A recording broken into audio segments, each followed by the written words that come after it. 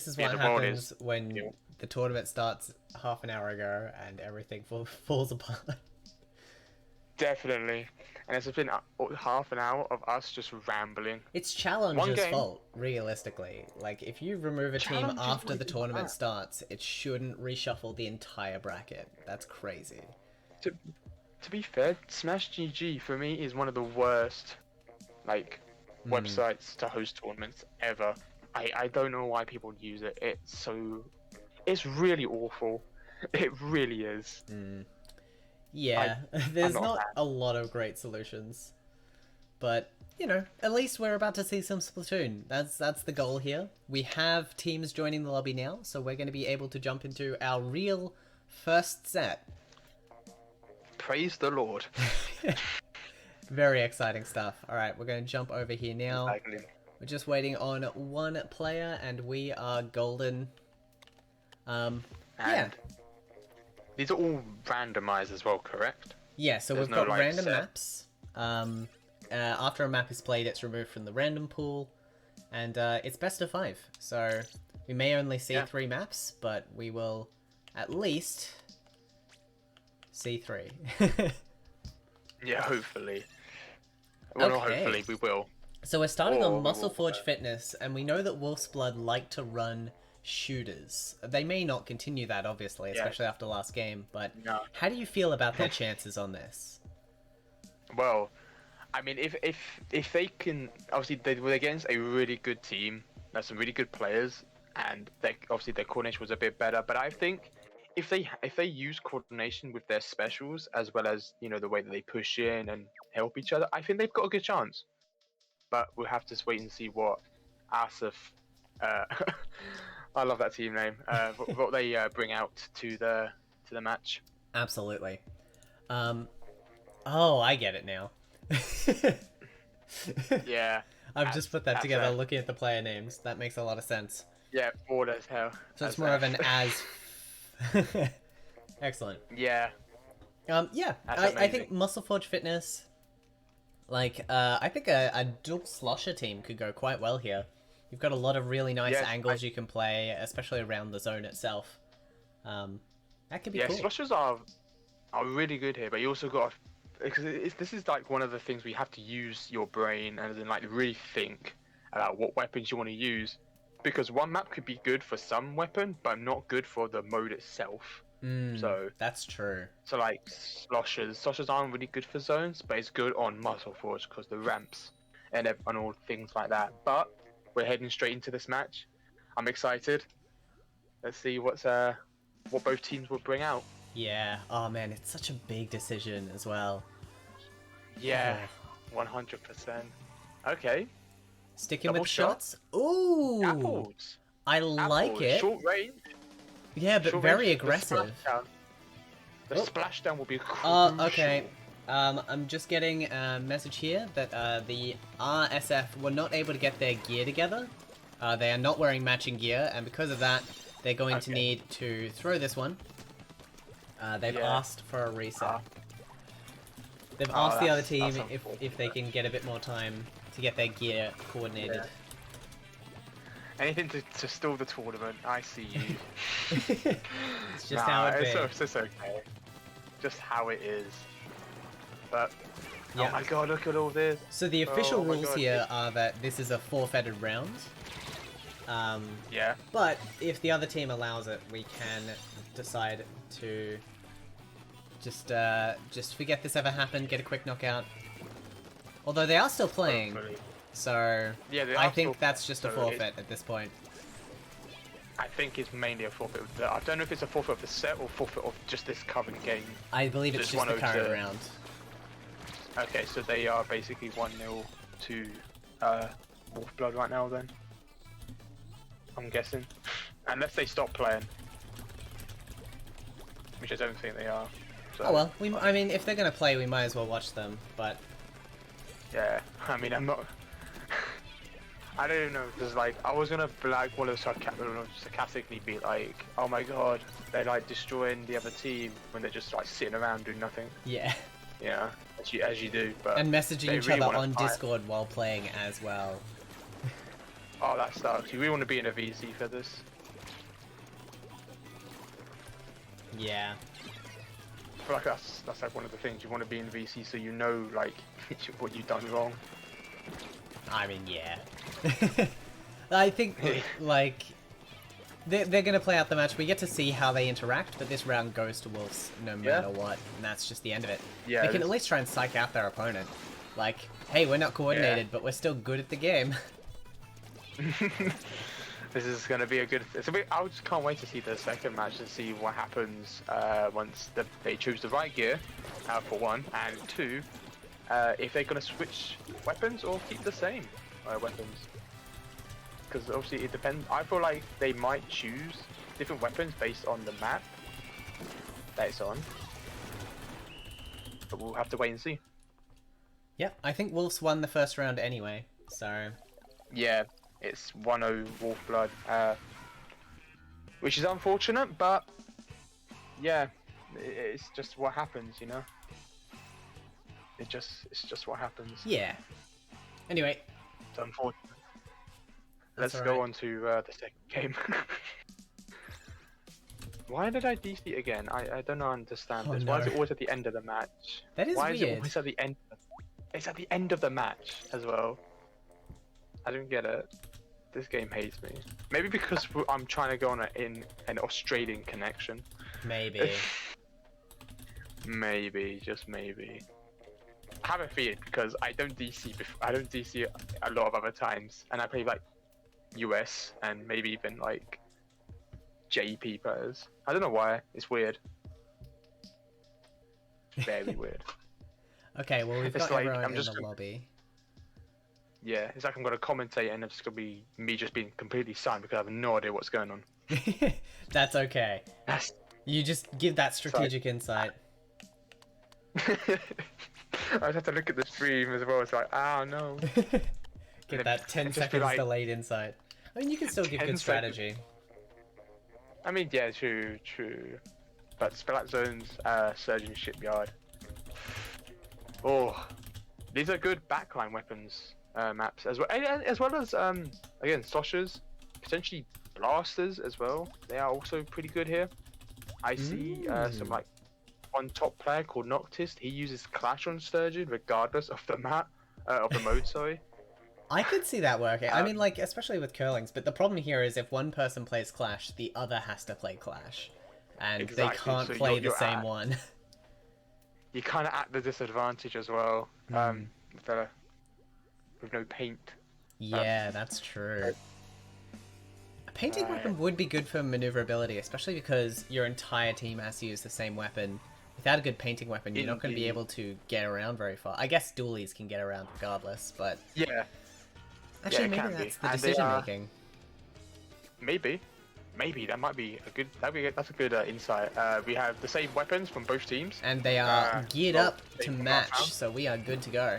Yeah, we are good to go. So we have Hyper here, just trying to paint the right side of the zone, and the dualies are trying to being really aggressive. Unfortunately, gets taken out by the jet. Oh, but they get the zone first, which is going to buy them some time. The other team is going to take a little while to grab this back, which has gotten their respawn in.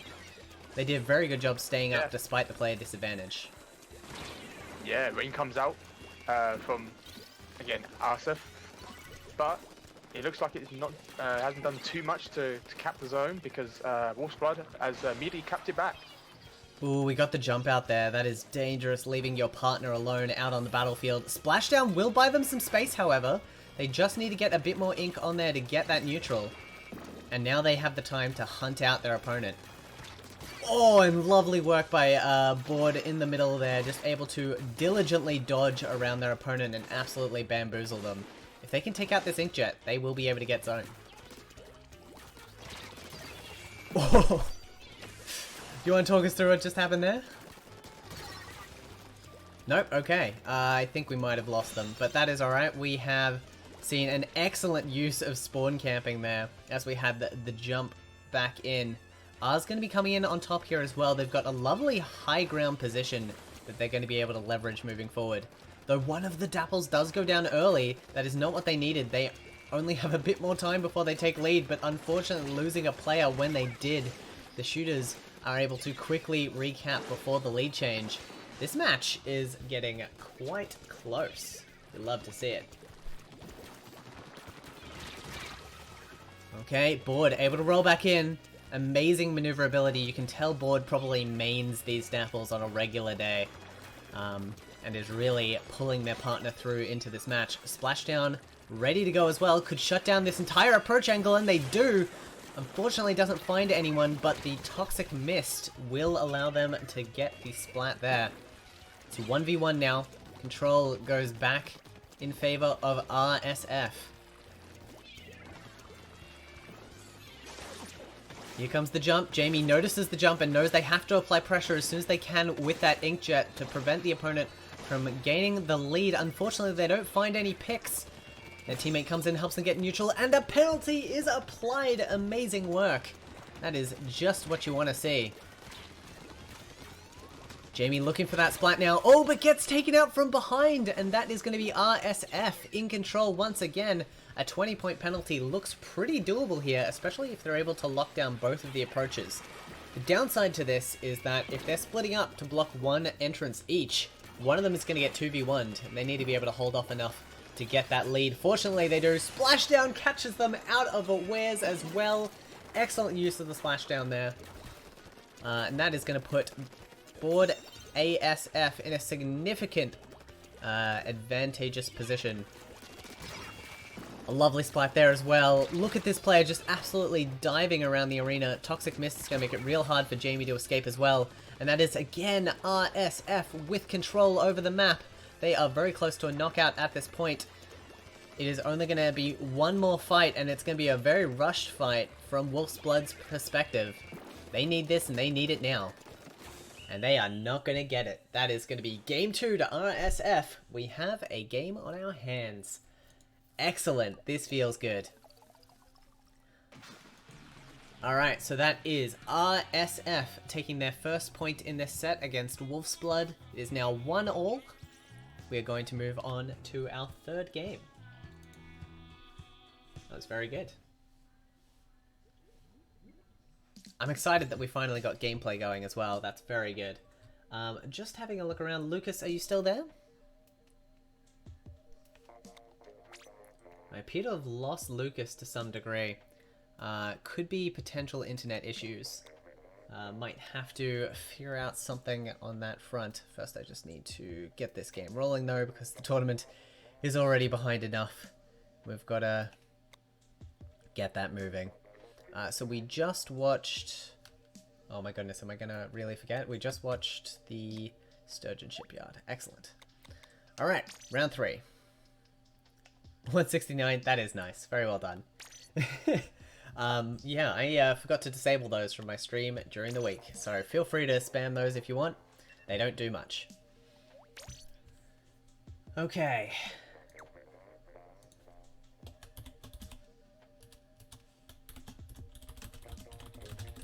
So Lucas is just having some Discord issues. So they will be back. Oh, no, you're there? Hello? Yo, I don't know what happened. That's it's always very unfortunate. But that's okay. We're alright. And as long as everything's alright on your end now? Yeah, everything's fine. I was literally commentating at the same time. I'm like, damn.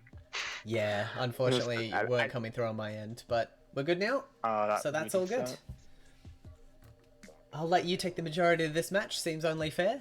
We're going on to Piranha Pit. It's alright. I wasn't even saying much. I was just trying to like pipe in with the specials and stuff. Fair enough. That's all I was trying to do. So we've got shooters versus Dapples on Piranha Pit. Who do you rate on this? Unless they change. I would like to say the shots because of range, but we always saw that range doesn't really mean too much when you have amazing movement shown by Asif with the grapples. Yeah, interestingly as well, I was thinking that like Dapples on this map with the ramp conveyors would allow you to get some crazy good movement. So I definitely think Dapples might have the advantage on this battlefield. Especially because the entire battle is going to be focused in the middle of the map. No one's going to go exploring on the outside for any reason whatsoever. 100%, and I'm seeing the grapples just painting the right side of the zone just trying to provide pressure with Rain on their left conveyor, and they spot a flank from, I believe that's the T-Tech. And T-Tech is whipping out a jet right now. Yeah, Which- I mean, it's very clear that the shots are trying to draw the dualies away from the zone, but the dualies aren't willing to be separated. They are playing super close to the hip, No. and Board is just rushing down anyone they can. And there's some lovely booyahs as we have a wipe, and a lot of momentum for RSF. Yes, and it's a very good momentum because, you know, once you have a really good map control in zones, it's very hard to get it back, especially in a 2v2 situation like this. Yeah, I think Which that's is, already looks game. To be, yeah, this looks to be the game for RSF. Oh, no. We do have a neutral So there, cap- but I don't a see neutral, though. any penalty being applied in the current game state. No, Yeah. and unfortunately, RSF. Well, no, fortunately, excuse me. RSF took the third game? Yeah, took the that's third game. So and that is now it's 2-1. 2-1. So Absolutely. it's match point. And RSF. just as I suspected, they were hunted by piranhas. Like the sharking around the ramps, the fact that they were always divided. Yeah, RSF knew exactly how to play that map to their advantage. yeah, it really was, and it was like, again, it was one of those matches where Wolfblood didn't quite seem to have much coordination. They used their specials whenever they got them, try and pull the Dawdies out of the zone. Yeah, It and that's the unfortunately interesting did thing. not They were work. trying to use their range to pull them away, but they didn't separate. The dualies went together, and because of that, they were able Yeah. to take those fights. I don't And know that how was- you deal with two dapples just charging at you at full speed. That sounds terrifying to me. You don't. You just sit down, accept you accept your fate, and cry. Oh, That is really it. well, hopefully Wolfblood aren't just sitting in a corner crying right now. We've got Inkblot Art Academy. This has some higher ground that could be used by the shots to some Yes. effectiveness. So I definitely think we have a more leveling factor in terms of the map. But in terms of their headspace Yes. right now, do you think that Wolf's Blood are going to be able to come up with a new strategy to counter this hyper-aggression? I would like to see like a different new strategy, because in the last two games, I feel that they've gone with the same strategy, and it has not been working. So maybe if they switch things up in terms of where they would go, different points of the map, they could potentially be cause a real problem to the Dapples. I also think if they were able to use their specials at the same time, because we've seen that inkjet go up so many times, and I don't think it's landed Yeah. a hit. No, and I don't know. admittedly, hard to hit dapples. I don't think I could do it. But if there was some external pressure, I don't think the inkjet would be able to get the hit. But if the players are too busy dodging the inkjet to deal with the other player, then they might be able to capitalize on that and really just break the coordination. If they use their missiles along with the jet, that is really good, because that will help know where they are as well at the same time if they're hiding in ink. Yeah, and if they're so- maneuvering in the same spot, they won't be able to maneuver for much longer. So That they is really have to true. retreat. So we have We do have the K-shot coming out here. That is an interesting new change. yeah, I could definitely see Suctions bringing something to the table. Although, did we have 100%. K-shot last I think game? we have K-shot in the whole set, I Right. believe.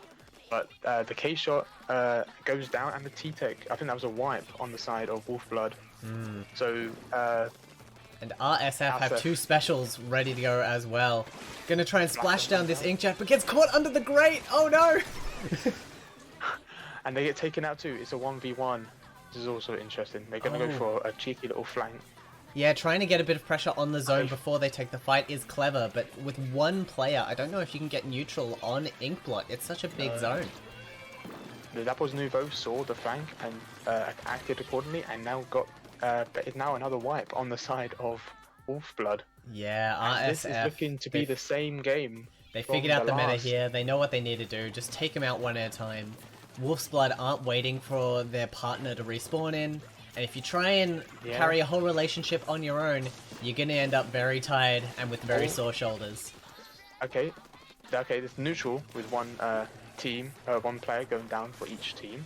Missiles comes out from the Oh, the missiles going over the zone as well. They could be enough to flip it.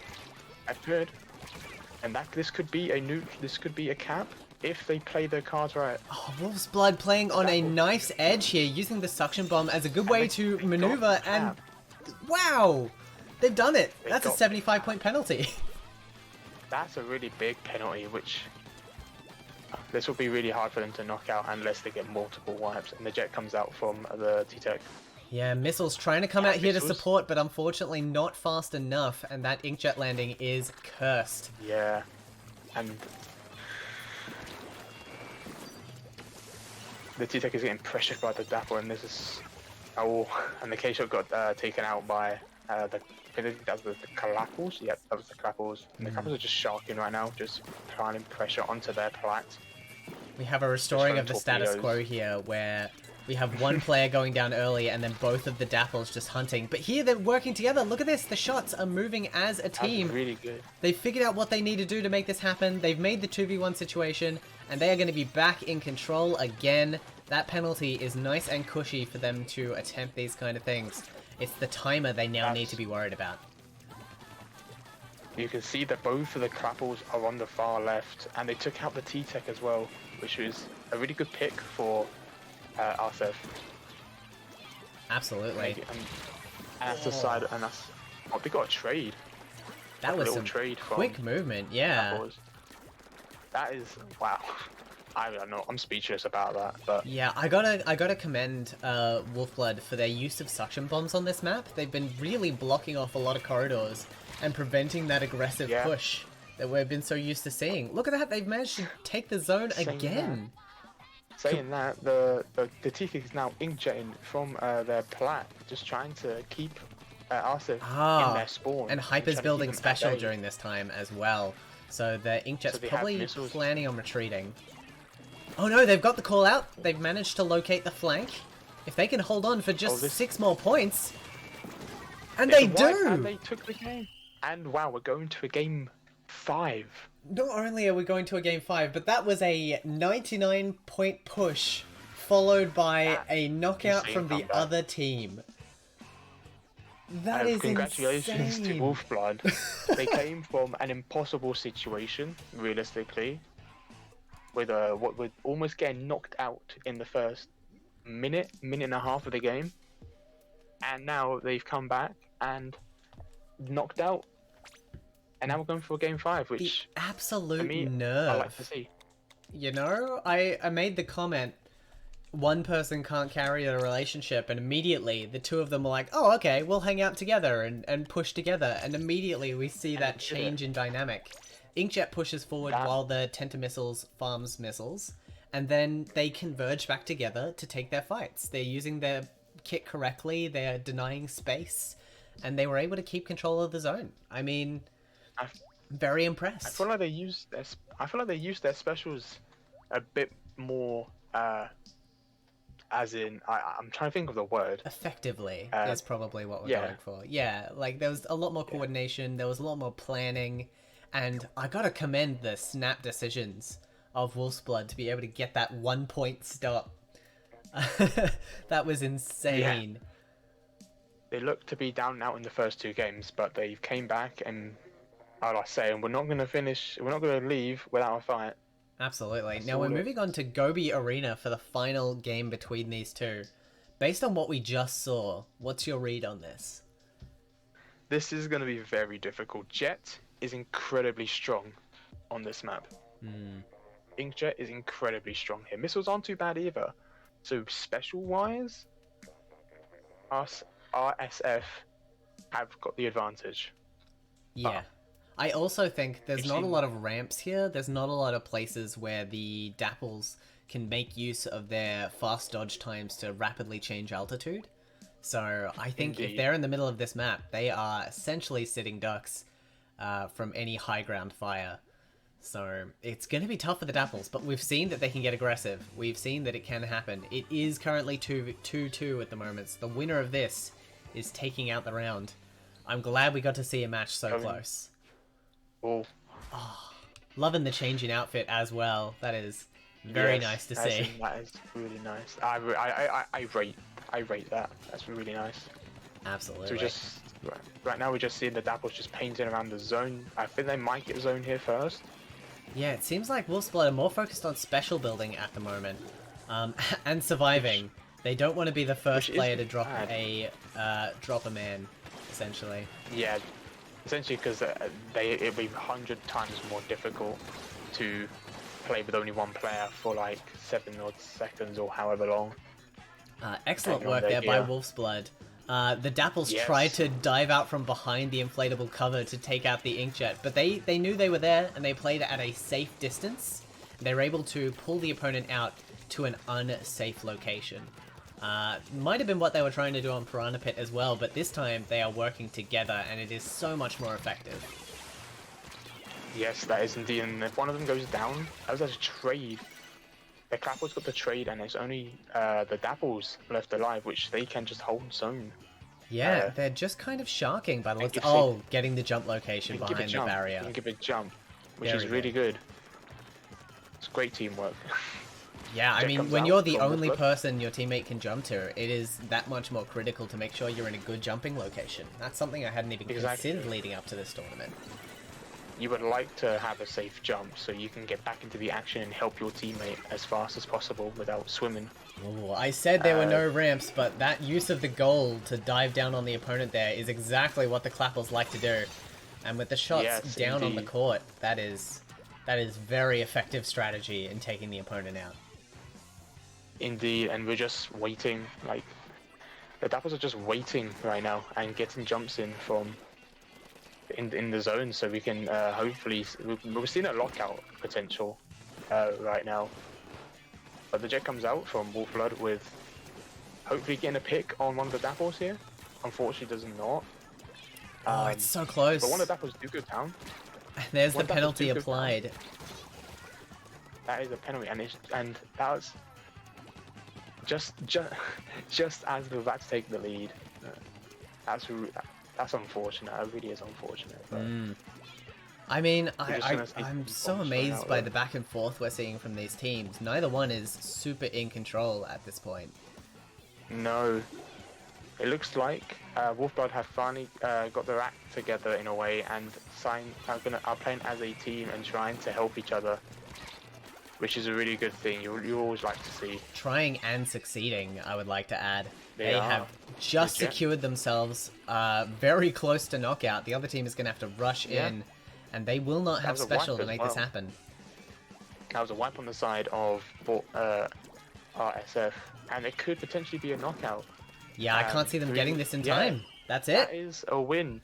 And that's game, set, match. Oh, an amazing back and forth. And you do feel a little bit for RSF. If they'd gotten their gear together in the first round, it may have been a different story.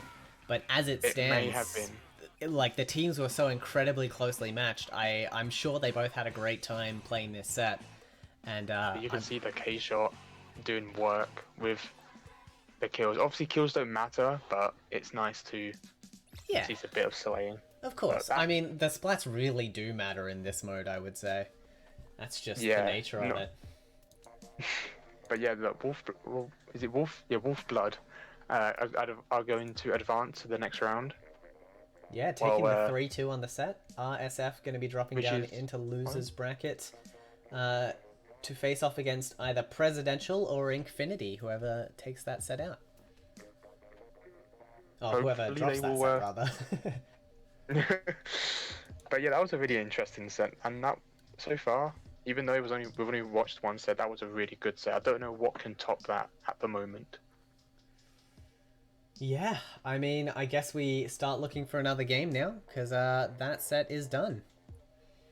Indeed, and hopefully we can see some more close sets, because this one was really, really good to Absolutely. watch. I wouldn't be surprised if these two teams meet up in losers bracket again at the end of the day. Just because of how closely lined up they were. They were evenly matched as well, in terms of like at the later stages of the set.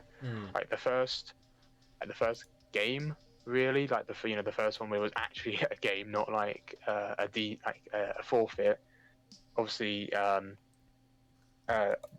RSF steamrolled Hmm. that game, but then Wolf Blood is like, we're not gonna leave, we're not gonna lose at least without a fight, and they fought very hard in the Inkblot match. We're coming from like what seems to be impossible, from a 1 score to essentially knocking out and then going on to win the set. That must do them a huge confidence boost for the remainder of this tournament. All right, excellent. So we have those teams moving on. Now their result is confirmed. We are... Congratulations Yeah. to both teams, though. Very nice set, either way. Okay, and we're getting confirmation as well that, as I suspected, the board AF is the Clapples main, and R was just playing along with the Dapples. And they did a great job supporting, I will say. Like, He did. Apparently, it's their literally least played weapon in the entire game. So, I'm very, very proud of. I'd absolutely be proud of that result. They were able to definitely hold their own. That is just it's one of those weird things because I'm not a fan of Clapples. If I'm really honest, I don't think anyone really is. So to see a decent Clapples player is like once in a blue moon. Absolutely. Okay, I think we hunt down a new match. Yes. Yeah, chat. Let me know if there's any teams in particular you want to see. I know Jello and Spoon were definitely requested by one of the people in chat. We'll see if we can get them or anyone else. I'd be keen to, because we have so many teams, I'd be keen to feature teams that chat wants to see at least a few times. Let's see if I can find Jello and Spoon on the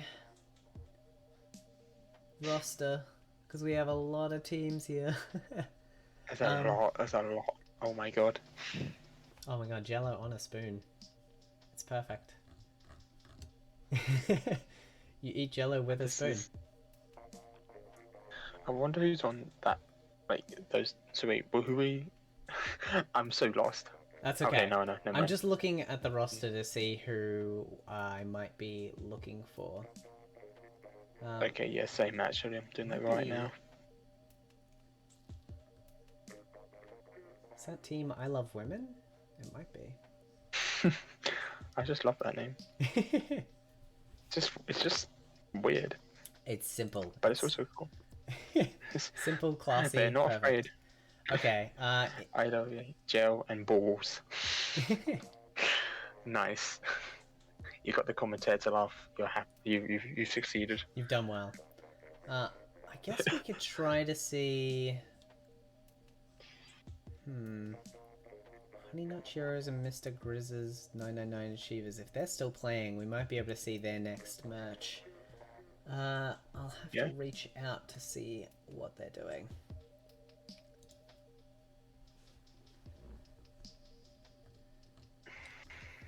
Just give me a moment here.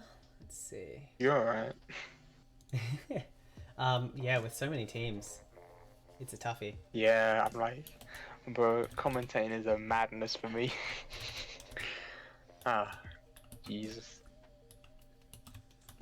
Yeah, you've definitely been thrown into the deep end for this event, so you're doing very well. I didn't realize there's gonna be like this many teams. I thought there's gonna be like at least like 15 potentially, like at max 15. Yeah, I think I know for a fact we've hit 18 teams before for an event. We've probably done more than that on an event that I wasn't streaming as well. But yeah, this is most definitely a record. And for challenge to poop the bed. But I'm all for it. I'm all for it. Yeah, I want to see more Splatoon action. So I've reached out to two of our teams to see if they're still going. And then once we get confirmation, we'll know what to do next. Yeah, if they're still playing, then we will be able to wait for their next game, and we'll be able to jump into that. If they're not still playing, okay, reported score 3-0. All right. In that case,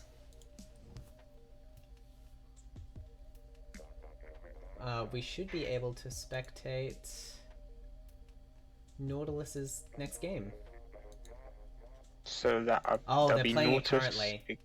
Okay, no. Oh, okay. Dang. Never Okay, mind. we need to find a game that isn't underway yet. And annoyingly, I think the fastest way to do that is going to be to join in with someone else's room. Yeah. Uh,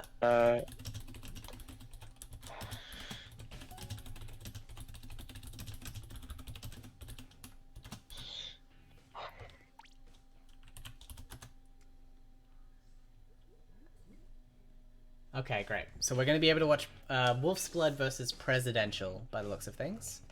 I Nice. should have one of them added because they were just in our room. You should have wolf's blood. Yes. Yeah, you should have one of the wolf's blood people. And I do. So we're going to be able to do that. Let's go. Yeah. So we're not going to be able to feature as many different teams as I would have liked, but at least we're going to be able to get some games on stream. That's the important part. Like the fact that we've Yes, we seen need more teams. one set and one game in an hour and 15 minutes is definitely a new low record. It's definitely a not one for the history books. No, not at all. But that is the nature of things. We have taken breaks in tournaments when things like this have happened in the past, Yeah. but just because of the chaos, there's not really been room for a break, so we're just gonna jump in, get the Splatoon on Straight screen, ahead. and I might do some messaging during the next set while Lucas carries the commentary to find a future set before it starts. Imagine me actually trying to commentate properly. You can do it. I know you can. Imagine commentating. Nah. I could, but It's fun to do. It's a good time. yes, true. You're not wrong. I mean, I would like. So I don't know who's on presidentials at all. So I'm just gonna quickly check. Yeah, have a look at the roster, see if you recognize any names. It's okay if you don't as well. This is an international tournament. There are teams and players Yeah. from all across the globe. It's hard to be across all of them. Okay, I know who presidentials are. They've got two really good players. Okay. In that case, this is going to be a hot match. It's gonna be an interesting match. Alright, just entering the room.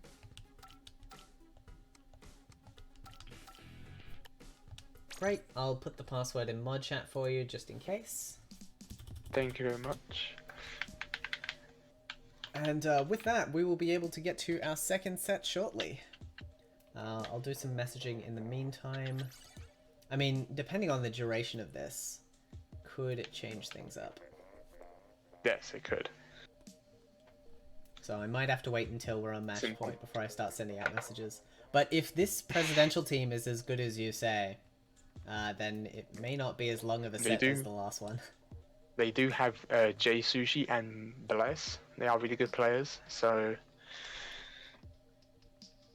Do you know a lot We about could what see- weapons they like to run by chance? nope. Oh, I know that they're really good. Okay, from like Twitter, mainly. gotcha. I think Jay is a Charger player. If I'm correct, I'm not Uh-oh, sure. uh-oh, I think uh-oh. they're a Charger. Oh no. Oh no. Nope. Nope. Yay. I mean, let's go. Okay, that was close. Yeah, that was close. I'm like, I don't have to play now. So I what you didn't see from the booth here is that Lucas was almost put on Bravo team. That would have Yes. been terrifying. But I'll play. I'll just play the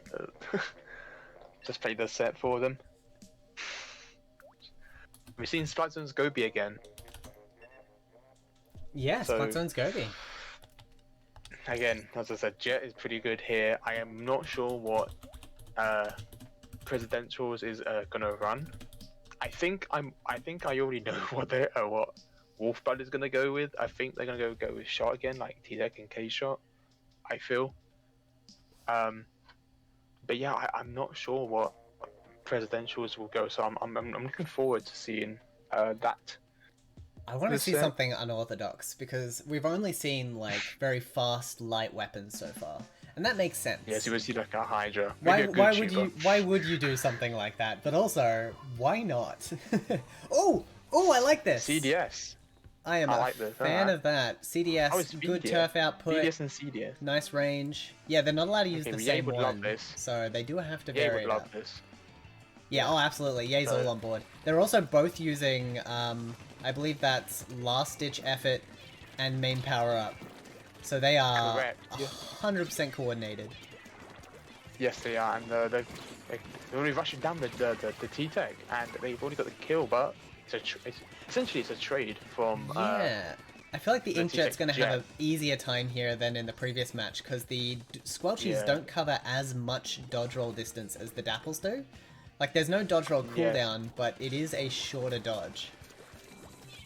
That's what all I think is if the Tita just farms Inkjets and just uses them correctly, they should be fine.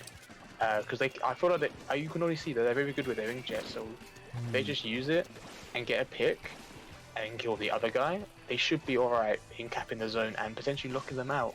Yeah. Oh, that's a lovely... Oh, but the drop roller! Excellent! I thought for sure that was going to be a lovely jump camp.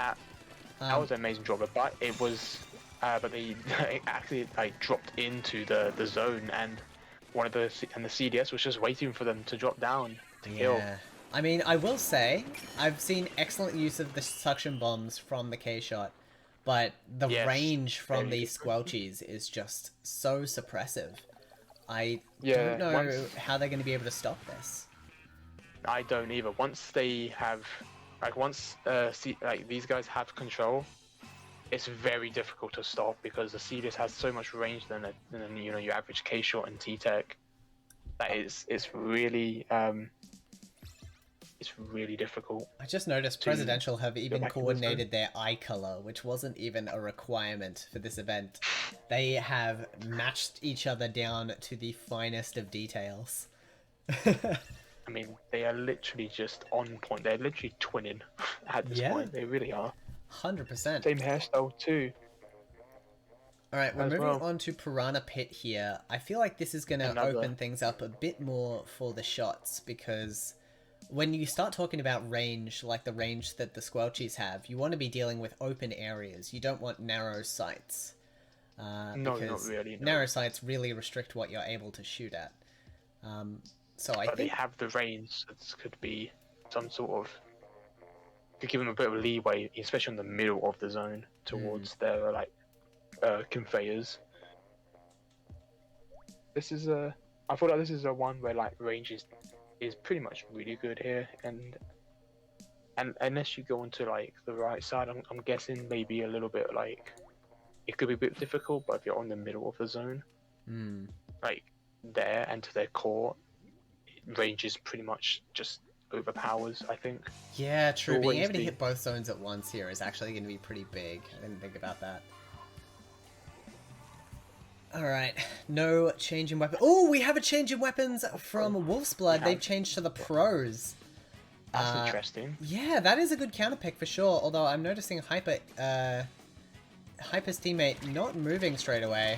Might have just taken a moment to get their splat on, but unfortunately that delay has really cost them the Yeah, it's opening. cost them in the open exchanges.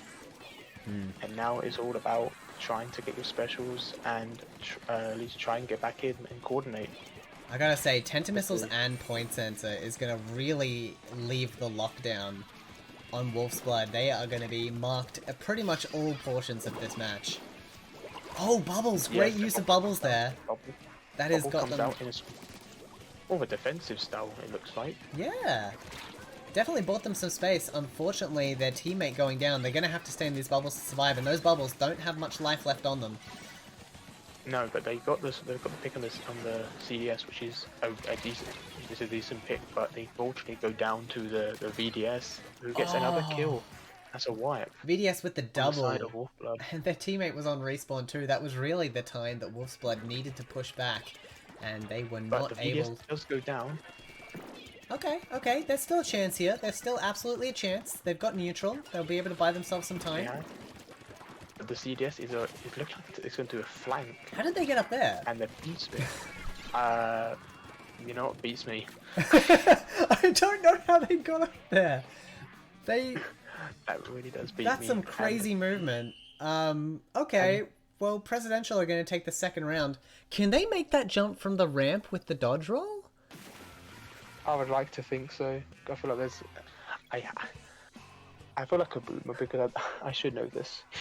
That's But I crazy. don't. Yeah, that was amazing how the CDS just flanked that. You all played. Yeah, I'll give I mean, them I that. was very Whether that was- impressed with the Forge Pro, able to keep themselves up and alive and actually get a splat despite their disadvantageous position. But unfortunately, they weren't able to pick up the second dually, and that really just snowballed the rest of the match. Whoever that was, whether it was Jay or whether it was Bless, congrats, well done. That was smart thinking. That was very smart thinking to flank around from that side and to pincer the pro. But now we see a different map for the first time in this set. Manta Maria. Yeah, Another double zone map as well, which is ill. yeah, a double zone map that definitely accentuates movement and dodging. Like, we have a giant mast in the center of both of the zones. There's absolutely going to allow players to play right behind it, dodge around it, play a bit of ring around the rosy, and any kind of movement advantage they have will help them in that. Yeah, 100%. So, I wonder if we'll see the pro come out from Wolf's Blood, or are they going to change into maybe something more aggressive, something more like a backline, to counter these guys? Because at the moment they're kind of like, they have the same range with the pro, but the CDS outmaneuvers the pro. If they were able to have like dead shot aim with the pro, it would be a good counter. But unfortunately, they weren't able to lock down their opponent, and I don't think they're going to be able to on this map. So I'd be nervous to bring the pro again. I'd be right now if I was Wolfsburg, I'll be kind of nervous as to what weapon to pick, because you don't want to go a weapon that is super slow. You also don't want to go with a weapon that is not range, doesn't have enough range, so you can counter the CDSs. I mean, if you got Pocket Charger, that's really what you want to be using here, but I don't think either of these players will. We could even see... No, we're going to stick with the pros. We're going to keep the Booyah Bomb in the back pocket, and hopefully we'll see it this game. Hopefully we will see. So we just see we've seen the capo just painted up on the right, top right here. The CDS is literally going super aggro to kill to kill the Forge. And now they already saw where the pro is, and the pro's Booyah. Yeah, that's going down. Amazingly, actually, the dualies don't have the firepower to take down the Booyah Bomb. He got the pick on the CDS, which is actually a really good pick. Because very lucky, I feel like. If the others had reacted a bit sooner and maybe held their double dodge fire, they might have been able to make that work. But as it stands, if you move after dodge rolling, you lose that focus fire. You do, and there seems to be a wipe on the side of Wolfblood, which, again, now the CDS can take control of certain areas and potentially lock them out. Oh my goodness, they're being so aggressive. I didn't think we'd see any lockout strats today, especially being a 2v2. It's such a risk. And we're already seeing exactly why here. Look at this, the dualies outmaneuvering as much as they can, but they've lost control of the zone because of this. They let the pro sneak in and cap the zone. I mean, and it's now Booyah in. Yeah, that's why I'd be worried about lockout strats here. If you've got a team of 4, you can absolutely lock out every single entry point. But with a team of 2, someone's going to get by. You can't stop this. That was a really good pick to save, at least to give Wolf's Blood some time. That being said, Wolf's Blood down a player. They're dodging as much as they can, but they're taken out by the drop shots from the CDS. which is really They've probably is got really one more unfortunate. chance at this before we hit a knockout. They do. They got the CDS though, so that's a really important How pick. did the Now we need CDS to get up use that there? pick to go. What? How did they keep getting into Use the... they can go on the ramp. If you see where the ramp is, Oh. they can go on the ramp Right. from. I've never seen any player do Yeah. that. We've also had a disconnect here from the Forge, so I think we can call this one done deal. I think that was a GG anyway. If they had, I don't know if it'd be a replay or not. I don't know how these DC balls work. No, I for believe this it was too tournament. close to the end of the match for a replay. So Yeah, that I is... was gonna say, wasn't it like 20 points or something? Yeah, we can check the official rules, but that is going to be a 3-0, very decisive victory for Presidential. They're going to move on to the next Congratulations, round. congratulations, Presidential. A really good set for them, and to be fair, Wolfsblood did put up a really good fight. They put up a really good fight, but unfortunately, the decisive parts of the match were they just got outmaneuvered by a CDS. Yeah, that's at the end of the Just couldn't day. do That anything about seems it. like a very strong team composition that will probably carry them through. That could potentially make them win the tournament if they're lucky with it. Yeah, absolutely. But yeah, commiserations to Wolfsblood. They do again. They put up a really good fight, and you know that's all you can do really. You know, at that point, you know, if you lose, at least lose with a fight, and they did. So that's really good for them. Excellent. I've already secured us a next round as well, so that's very exciting. Hey yo. Our next match is going to be Last Minute Hookup. Okay. I think that's the team name. It might not be, actually. Oh, maybe that's just the pickup team tag. That might be what that is.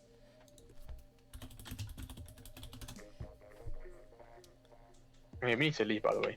Oh, yes, I yes, forgot I do. about that. You're absolutely right. I realized this wasn't our room.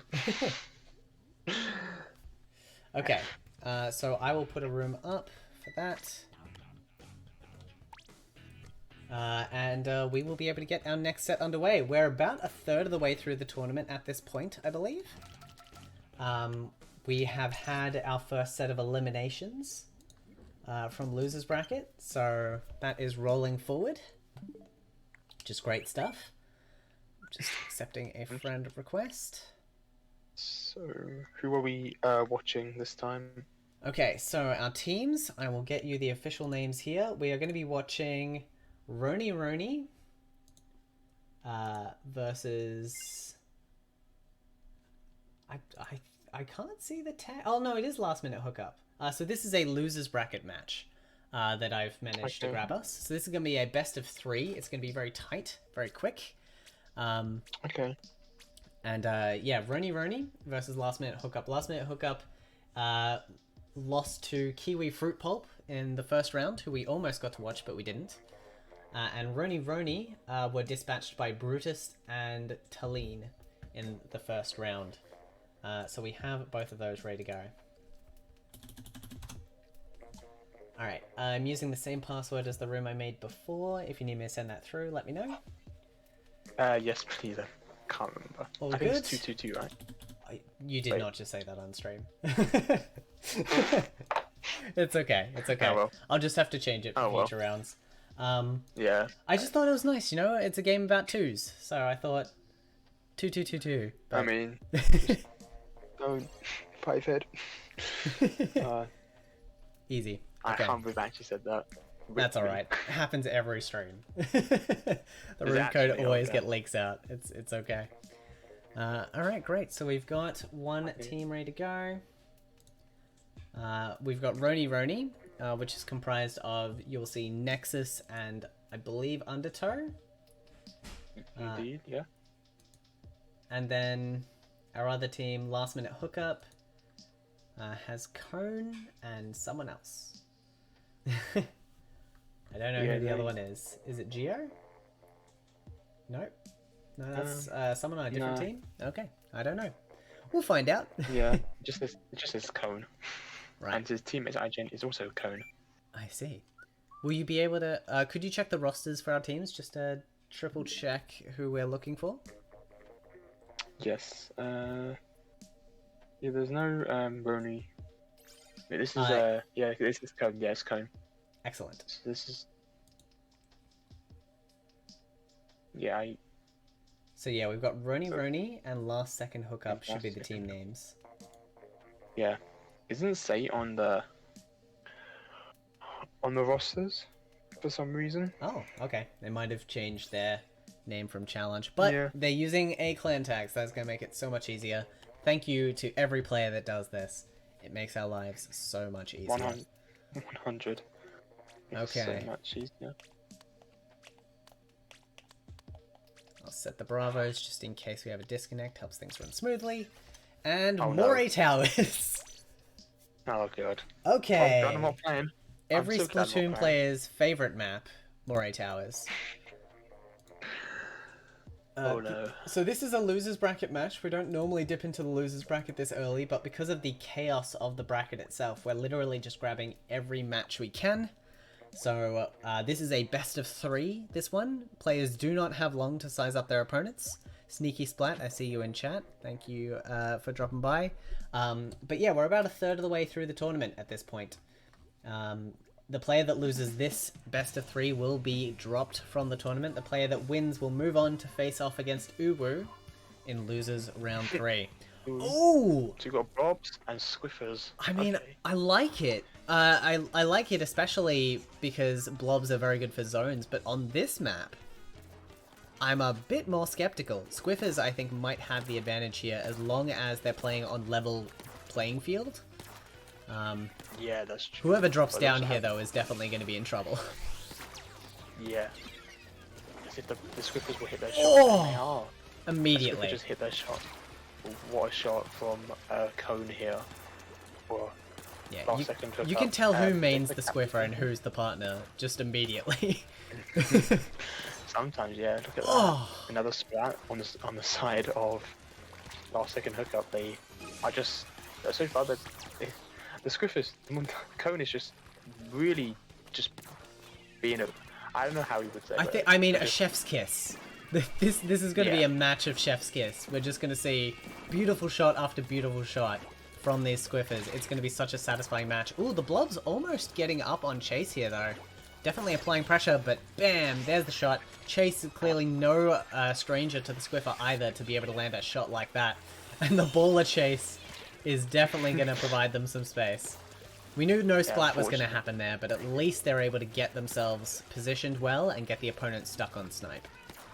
Yeah, it looks like one of them goes down on last second hookup. Last second hookup look at playing the more Squiffers. aggressively than I expected. I understand they need to get points on the zone, Yeah. but like they're not going to win at a point blank fight, especially if No, there they are aren't. blobs moving around already. It would. What? I'm just like some of these shots that some Swiffer players Oh. do. I respect immensely. Yeah, no, it's so satisfying. This is like brain candy. It pretty much is. But yeah, so if they go. Okay, they were really aggressive. Yeah. The Blobber just basically punished them for it, and now they can go to the zone and hopefully stop the timer and cap. Yeah, I mean, this is think one of the weird maps to cap. I think the main honestly. key to this matchup is going to be that either team benefits greatly from the high ground, because the blobs suck at going uphill but are great at going downhill. So either team wants to be on the high ground, but the blobs have better turfing output. So if the Squiffers That is aren't 100. constantly landing shots, like we saw in the first half of this match, they're not going to be in control. So they need to be trick-shotting 24/7 to win this match, whereas the Exactly. blobs can just throw pressure out. What you don't want to do against a Squiffer is just be in an open space, because the Squiffer will hit shots. Yeah. So it's can really always the go. uphill battle for the Squiffers here. If they can't get the splats, they will lose this match. Not a great turfing weapon at the end of the day. Oh, I'm keen to see how this engagement goes out. It's very close, but we've got two blobs applying pressure, and Chase does go down. No significant points for the Squiffer. Again, they can't get the picks they need because this map has so much verticality. I think they've really gotten screwed by the map pick here more than anything else. Yeah. Um, I don't know what to say right now. I'm just trying to like. Yeah, Yeah. I mean, let's just observe here. We've got the two Squiffers trying to inch their way down on their high ground and get some picks. And the Blobs Yeah. are just Armor comes out though. slowing them down, because that's all they need to do, right? The Squiffers have made it, and if they land these shots, they will get control. They didn't get the He shot tried this to do a time. trick shot. So Order that comes out as oh, well. On it's last done. second. I was gonna say, even if a But- Squiffer made that a 1v1 there, they couldn't out turf in time. That zone wasn't gonna flip. I don't That think is- they could, no. And the Yeah. first game is gonna go to Rooney. Is it Rooney, right? I believe so. I'm so Yeah, bad. Rony. Yeah, Rooney. And yeah, it's Yes. losers bracket. Rooney. If they pick up the next one, they're through. If last second hookup can't pick up the next one, they're out. It is that simple. Which is really insane because last second hookup had a really aggressive start. They just didn't cap the zone and paint it too much. I can't And help that but feel kind that of that's is just what unlucky cost map pick, right? Like, the matchup definitely seemed like it could have gone in either player's favor, but because of how much uphill work the Squiffers had to do, they just weren't able to maintain control. And if we get a smaller zone or a single zone, that might change. Okay. It's not smaller. This is potential. I would love it if I see one team with Aerospray PG, just booyah spam. As good as that This would is- be, as good as this map is for Booyah, you can't run two Booyah weapons in this mode. It's physically in this rule set. So Unfortunately. if you're running Aerospray PG, your teammate has to run one of the bad Aerosprays. But we'll see if they're gonna go. I mean, I'm looking like at last second hookup, and they obviously didn't press ready at the start, like instantly. So they might be switching up comps because they might think Squiffer wasn't the best weapon to go with, especially because they didn't paint zone. I absolutely much. agree. And in addition to that, I think as well, their opponent used Blob Lobber in the last match. And this map is a Blob Lobber nightmare. Those blobs bounce in all kinds of Yes. random directions because of all the altitude and angle changes. They will just get absolutely shredded. There is no way they can get those snipe shots around all these weird angles. I don't think they will switch off Blob. Because No, I think they'd they be know crazy this is a to. very good They'd be Blob map. crazy to. Especially It'd be with how the really, last match really went. crazy. I would like to Oh, see yeah, maybe a Jet Squelcher, or maybe, I can respect that. yeah, or maybe If just a Blob comes counter out. Blob, just Blob. Oh, A Nautilus. Naut. I like that. That is definitely a Naut, positive that's- change. But That again, is more of an aggressive. the turfing potential of this weapon. Yeah. They don't turf. Not turf's decent, not the best, but it can paint quite good for itself. It paints good, It but doesn't- only don't think- half the time. And when you're contesting a zone, Yeah, that will and- lose you control. Yeah, border comes out on the side of Wash. Oh, I say Wash, but nah. well It's, placed just on the ridge to get that extra bit of explosion damage. That was is a really great. good pick. That's an insane pick because to be fair, the Nauts need to have as much paint as they can for them to actually do something, so they can hide in their ink and then come out with their charge and kill. Oh, So that was a really good pick. And I'm you got loving another the one on focus fire one here of the as blocks. well. They're both able to Indeed, and they put rain out. just They did smashing put it rain over out the on the zone, Hmm. which is unfortunately not going to do much. Not against a Nautilus, no. Not against Nautilus, and they didn't follow up, which is unfortunate. But Jet comes out on last second, just trying to pressure the blobs out Yeah. of the areas where they're really dangerous at. Okay. Rain comes out. Ooh, and we've got Thermal Ink on Undertow's Blob Lobber as well. That's actually going to help them a That is lot a- against a That Nautilus. helps a lot. Yeah, it's going to be big. They managed to get the double! That's White excellent! On last second. That is Oh. a white. You don't Now the take the Blob blobs can- Lobber in a ditch Oh. because those shots bounce back. Exactly. They're just gonna like just create havoc, and they already are creating havoc right now. They've got so much map control. I The will Nautilus say can't really the do Nautilus anything. is... They can't just drop in. Yeah, they were an excellent counter pick. They are going to be able to 2v1 here. So I think it was a very good choice for them to choose that weapon. And we're already seeing that it is doing results. Like, they're able to get their specials nice and easily. They're able to, like, change off and really get those one-on-one splats. I'm very happy with this like clear textbook meta example of a counter pick. Yeah, and that's a trade for the Naught with one of the blobs, and like the rain comes out. Maybe a bit too early potentially, but no, it got the kill, a crucial kill. Yeah, that was a bit of a lucky right shot. The Nautilus was just trying to counter really, the ink really... pressure, and they got caught out. That is unfortunate.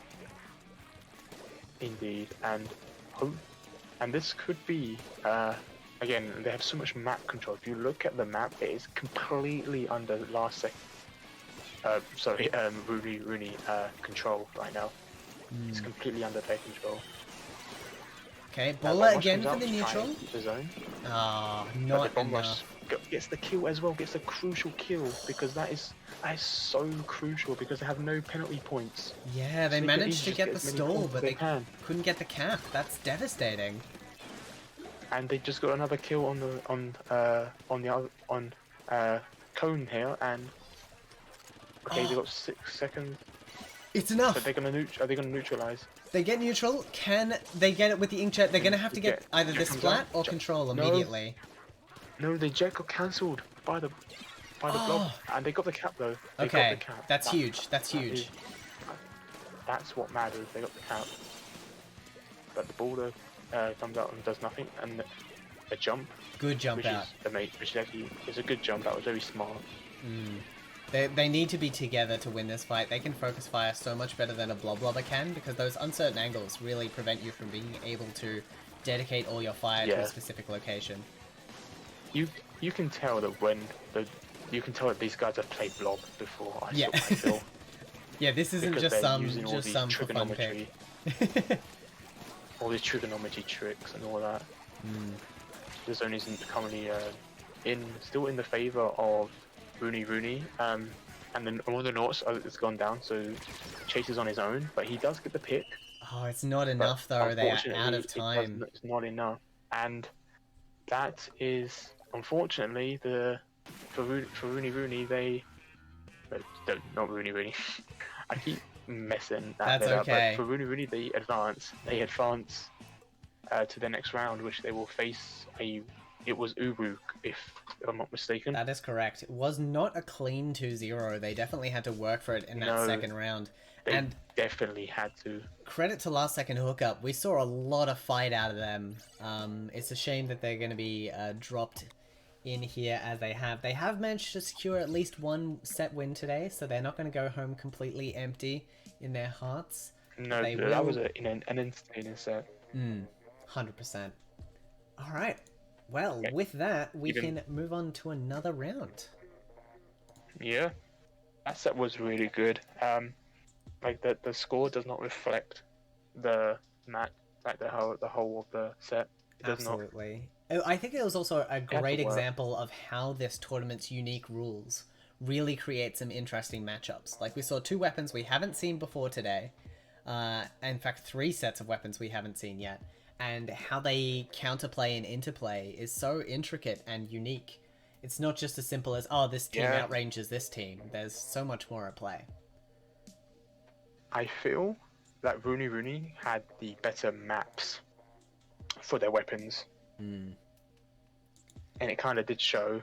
Obviously, they went blob for both of those, and then obviously both last second they tried to fit around the map using weapons that are good, but doesn't necessarily paint too much. Because 100%. What blob can do, blob can do both kill and paint. So it was more of a balance. I will say really it is an astoundingly clever choice for a 2v2 mode. It's not one that I thought of, because usually it's like, alright, I gotta pick turfing or splats. And in splat zones, generally you pick splats, but Por qué no las dos is such a powerful mantra here.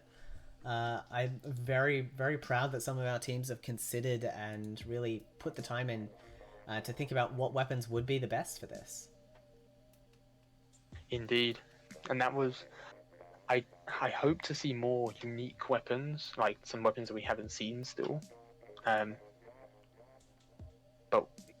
I mean, I would like to see personally. I like to see a Zap, an N Zap, 85. I mean, Personally, yeah, you'd be in control of the zone for most of the map there. You'd have armor pretty regularly, especially because of how much space there is to exactly. turf. It makes sense. That can do a lot of things. It can be really aggro. It can, support and get armor. So it's like an all-around weapon. Yeah. I'm a Zap main, so I'm a sucker for it. So if there's anyone that plays Zap, I'm like, they have my respect already. Yeah, that makes sense. At this point, I think we can take a quick look at the bracket while I wait for another match to be organized, just to see which of our teams are rising to the top of this tournament. So we're loading it up here. Excellent. Alright, so we have quite a bit on display here. Let's have a look. So, at the front of our bracket, we have negative IQ, positive love. That's all I can read on here. We have... So they're battling right now, I believe. Yeah, they're battling against Mr. Grizz's 999 Achievers. We have all the way at the winners semi-final. Worm have really made their way through here. They've taken out Uwu, they've taken out Stealth, and they've taken out Predicado tus Muertos. I don't know what that means, but I know Muertos is dead. Right. Spanish. Well, I know Muertos is dead. Yeah, I don't know or myself. Something to do with like that. Also in the winners semis, we have Sugar and Spice, a lovely combo. They've managed to take out really Splatlings, Shocky Milk, and Passageway on their way through. Not dropping a single set on their way through. It looks like they are the team to beat then if they haven't dropped a single set. Absolutely. Or a single game, at least, looking at this. And below here we have Presidential and Brutus and Talene back in winners' quarters, who are going to be competing for the chance to go up against Sugar and Spice. That is also currently underway.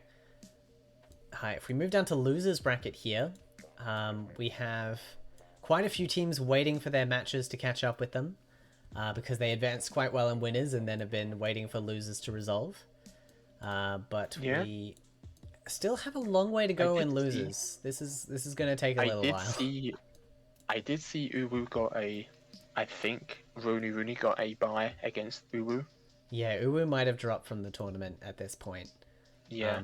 And that's something to consider as well, I guess, is that some of these teams, while they've taken out a lot of other teams, we've had a few drops, so we don't know for sure if they were legit 3-0s or not. Yeah, that's the thing we don't know yet. Alright, well, that is going to conclude our look at the standings for now. I'm going to keep an eye on chat. I've been pinged here. Alright, we are going to be streaming Sugar and Spice versus Brutus and Talene. Well, this will be a good match, because I think, these are four very good players. For this is going to be I think this is going to be an interesting. We could see a close set here. I've been strongly requested to stream this match by players in the lobby. I don't blame them. I don't blame them, because on Sugar and Spice it's Leafy and Q. Oh, we know them. Yeah, they are phenomenal players. Leafy is just a great Nautilus player, and Q is like one of the best chargers. Oh right, I already have Leafy added. What am I doing? Let's go. And then what was the other one again? I forgot. What was the other team? Brutus and Talene.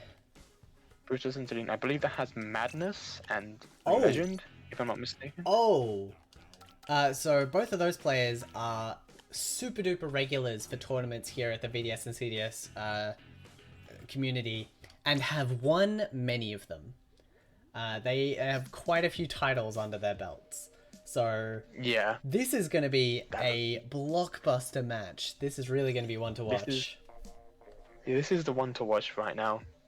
Four very talented players going up against each other. This is honestly, I'm glad I'm commentating this bit because this will be great to commentate. Excellent. Yes, I was correct. It was Madness and Legend. Would you like me to send you the room code? Yes, please. And I will not say it this time. Excellent.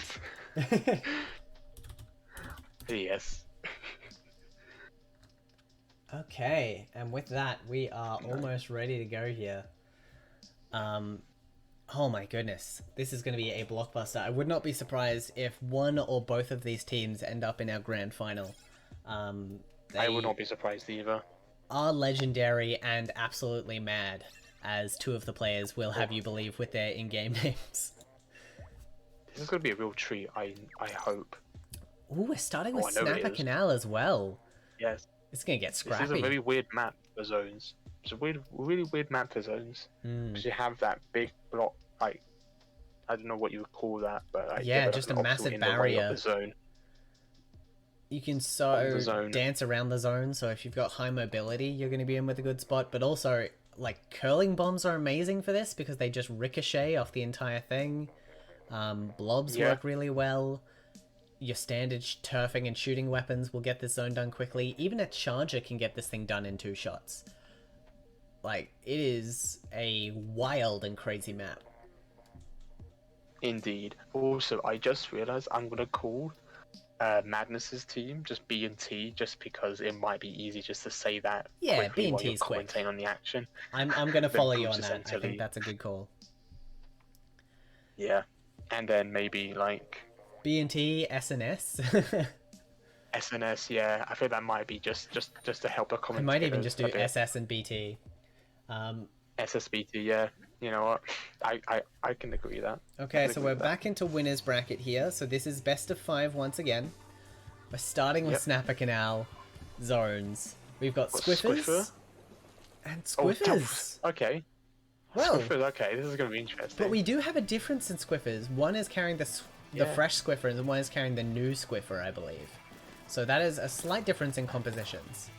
That being said, very similar ranges, very similar damage output. Yeah. Q getting the splat on, on one of the B team members.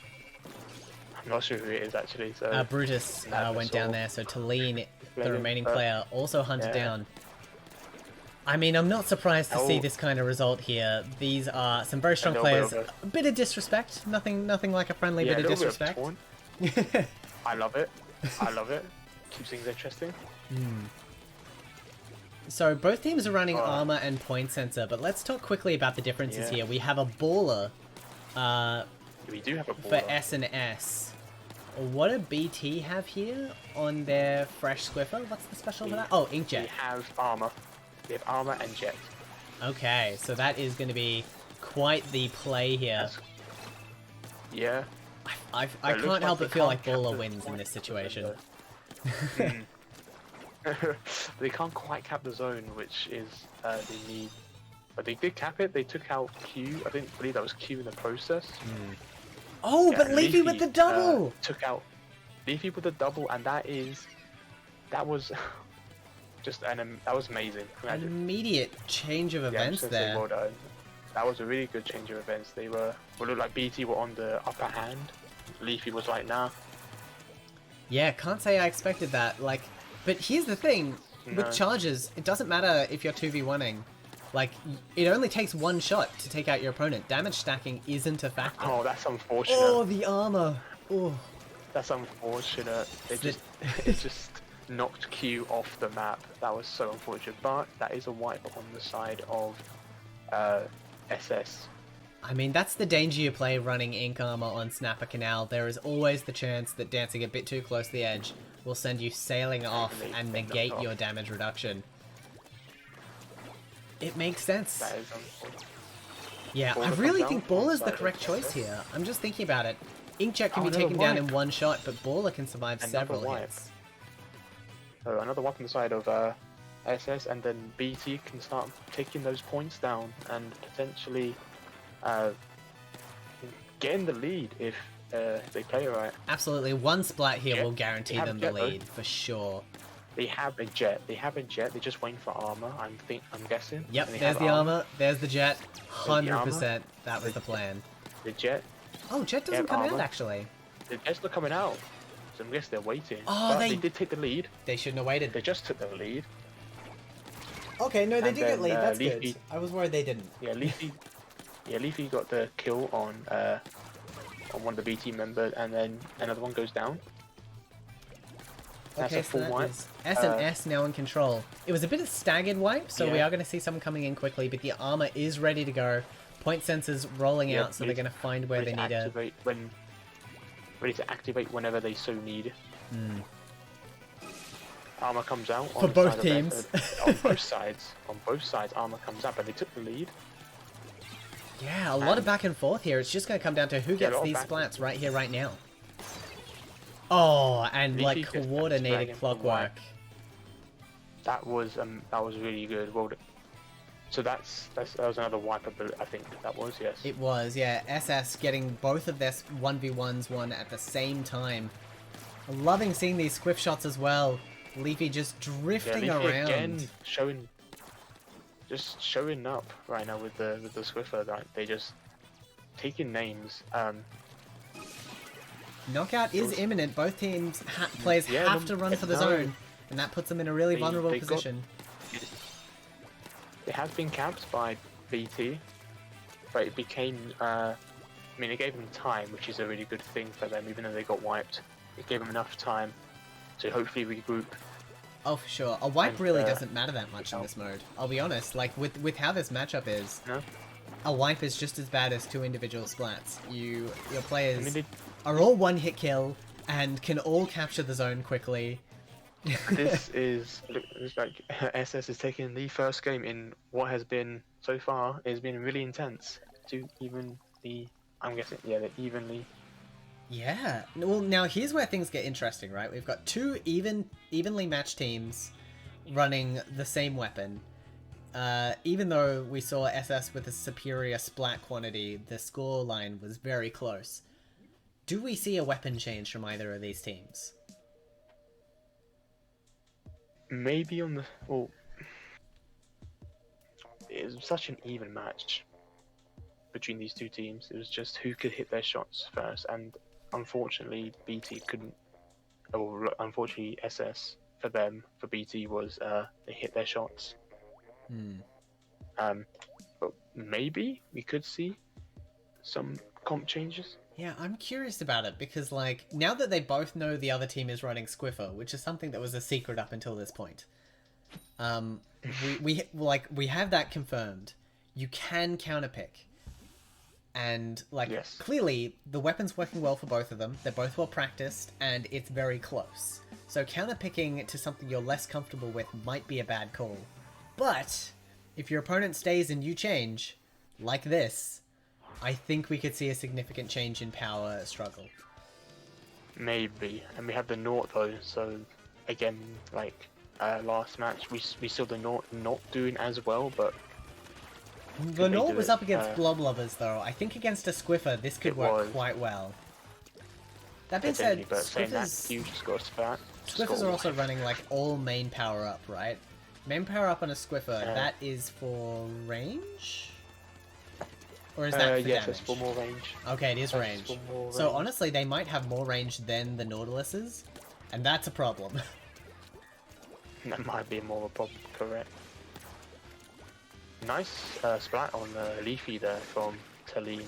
Oh, all of these shots are hitting, but Q with the ball are able to get out of there. And they're going to Yeah, be that able to was hold zone for a smart. while.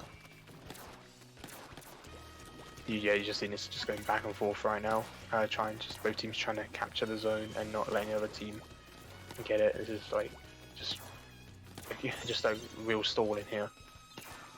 But BT do have the zone still covered. But Inkarma comes out from SS, and they do get the splat on the Naught.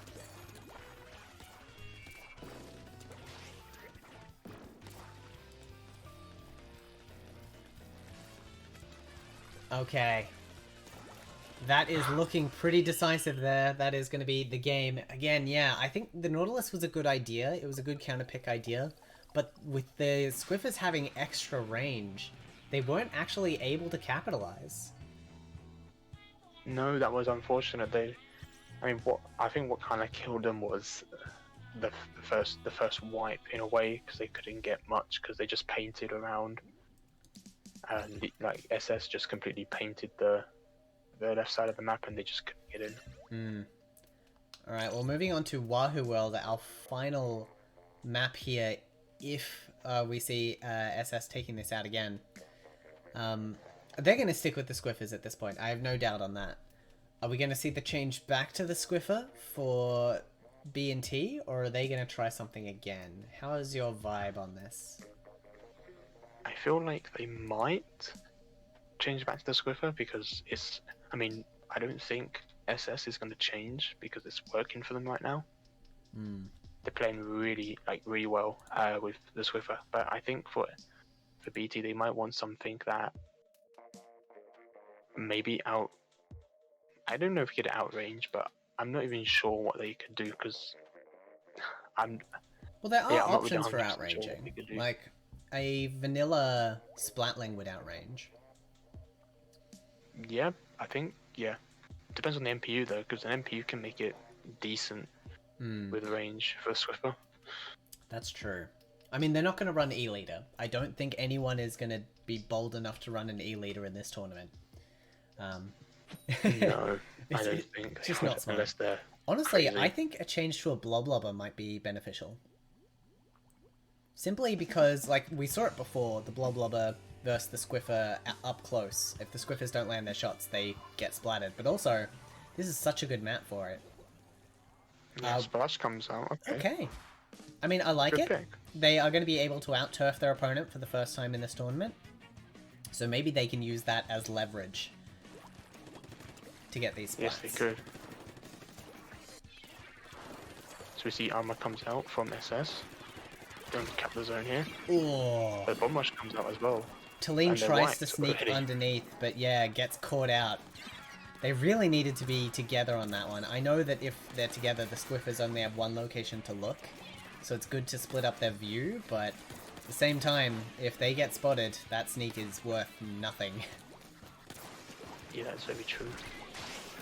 Okay, here Inkjet comes the comes out. Baller and Armor to keep them alive during the Inkjet. It's a good counter. It's very effective. Yes, indeed, I was very effective that too. But they're not going for zone. Ooh, which Q is misses what they 2 need to shots do. and stuck in the Toxic Mist, and that is all it takes for the zone to flip. Toxic Mist is a great choice here, really, like, disabling the movement of these players, who are, by the way, running entirely main power up, so they don't have a lot of ink recovery or ink saver main to help them out against that. Yes. You see Brutus just trying to paint up here to get his Bomb Rush ready, and they do. But Baller comes out, so it Oh, wow. that's unlucky. That was Baller perfectly that was placed. that was a great kill though. And there goes another one. It's looking pretty decisive at this point. These Squiffers, while they're not playing perfectly like they have in the last 2 sets, they're definitely asserting a lot of pressure. And there's not a lot of range that these splashes have to fight back with. And range isn't everything, but... Oh my goodness! Did you see They that? just got pinballed. They got pinballed. They got pinballed with suction bombs! That's incredible! Well, I mean, that's the game. There's the only thing. That is the game. Yeah, but, like- unfortunate, the game.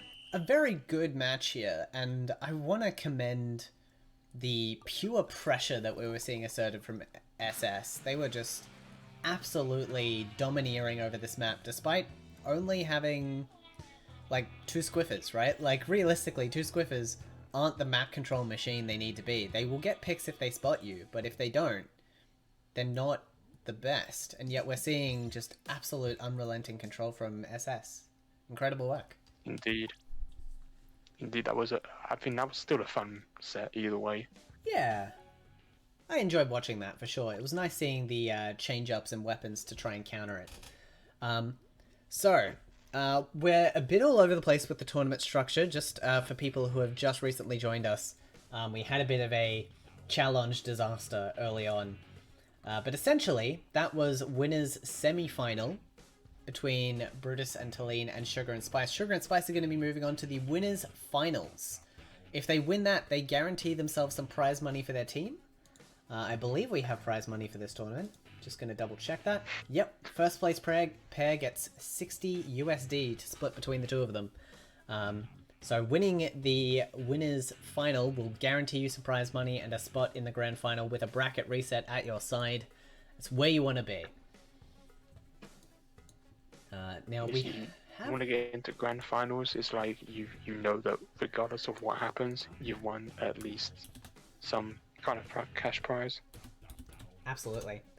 Now, I've just seen that Worm and Grizz's 999 are setting up their winners semi-final match. I'm gonna see if we can grab it, because I think that would be a nice thing to see who our amazing leader of, I'll get the full team name, Sugar and Spice, are up against.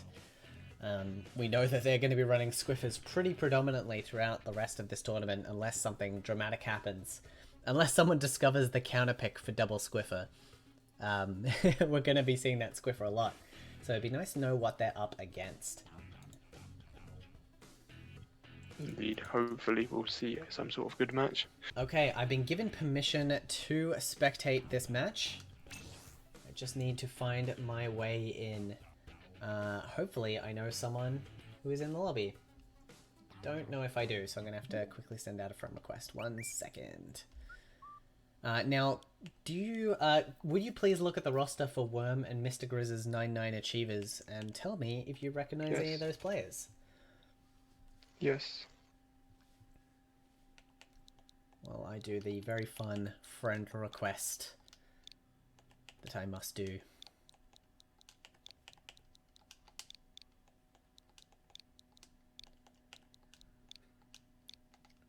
I will say the tournament is leveling out now that we've had quite a few eliminations. Things are definitely a bit more smooth.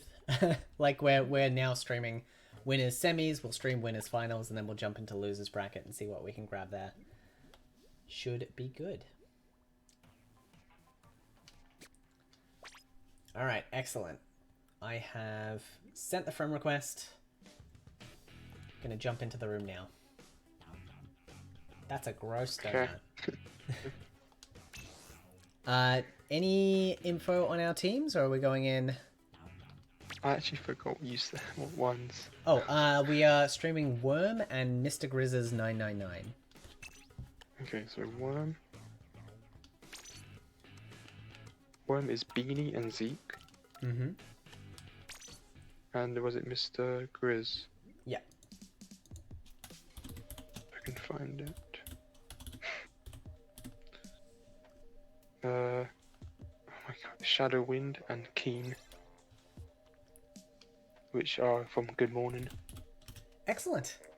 Alright, well, I will be able to take that. Is my understanding you need to head off? Yeah, unfortunate. That's okay.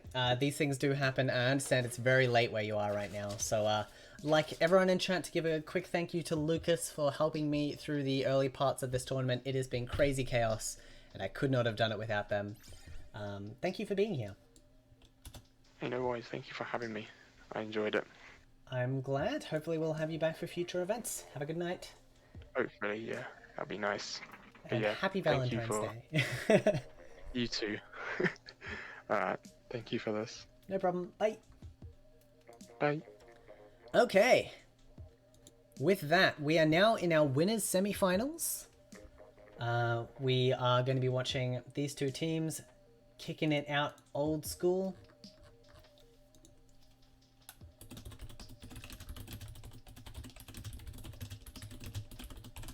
It is going to be just me for the rest of this tournament, so hopefully everyone in chat is okay with that. I'll try to keep you as entertained as possible over what I presume is going to be the next hour and a half of the tournament. So yeah, about 3.5 hours we're on track for. Pretty good. Pretty good.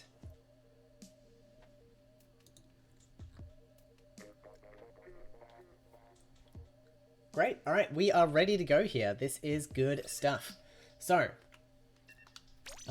immediately, as soon as my commentating partner disappears, I forget what words are. So we are looking at Mr. Grizz's 999 Achievers versus Worm.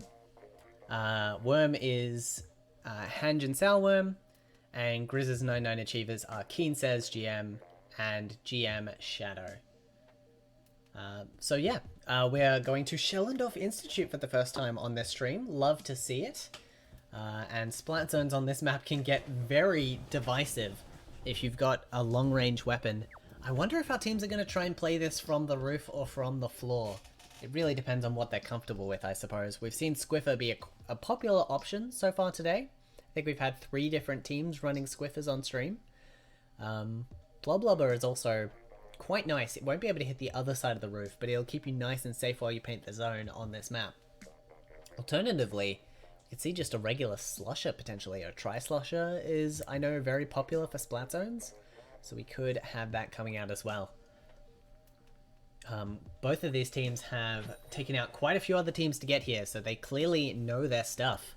Let's see how well balanced they truly are.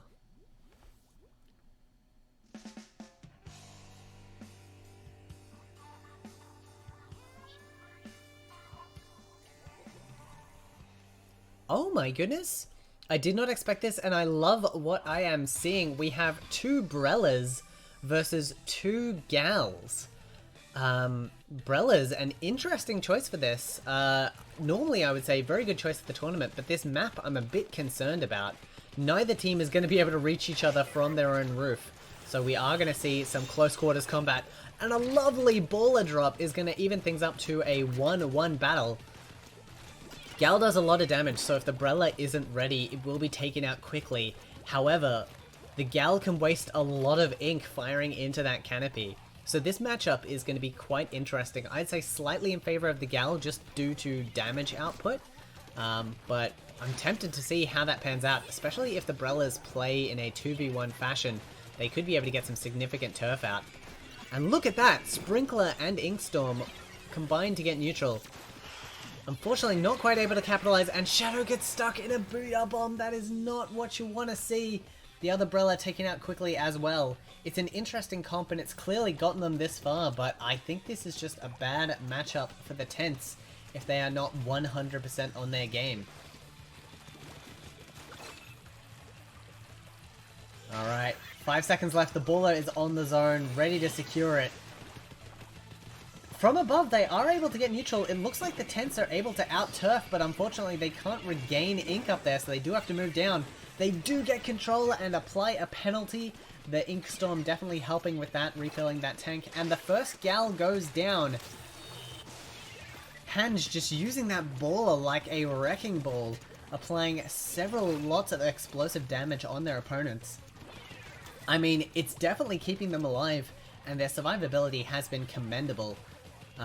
They're very specifically not getting close to the Brellas. Getting close to a Brella is like getting close to a shotgun. You don't do that, generally.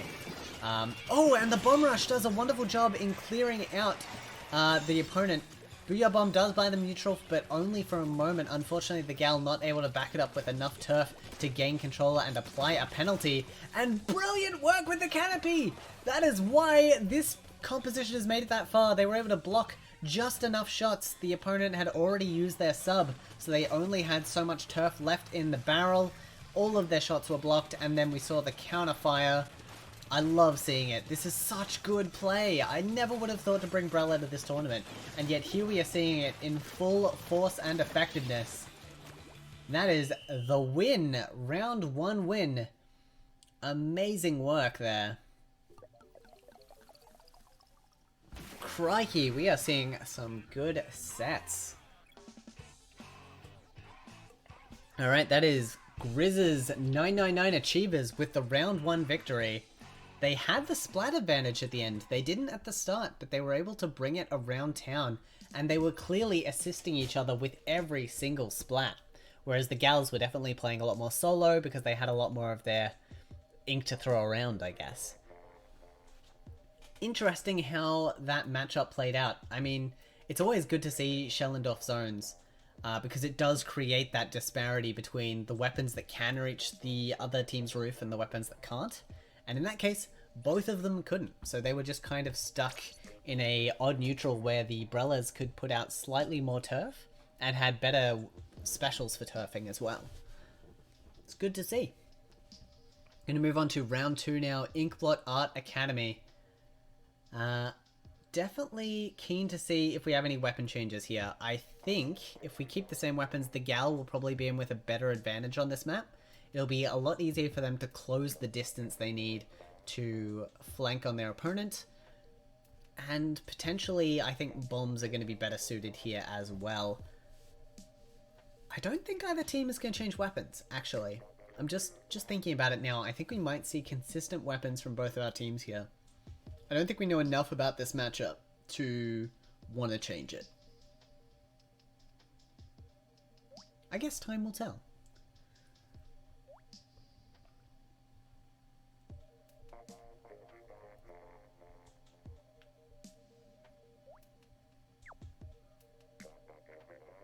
Alright. Seeing a bit of time here from Sourworm and Hange.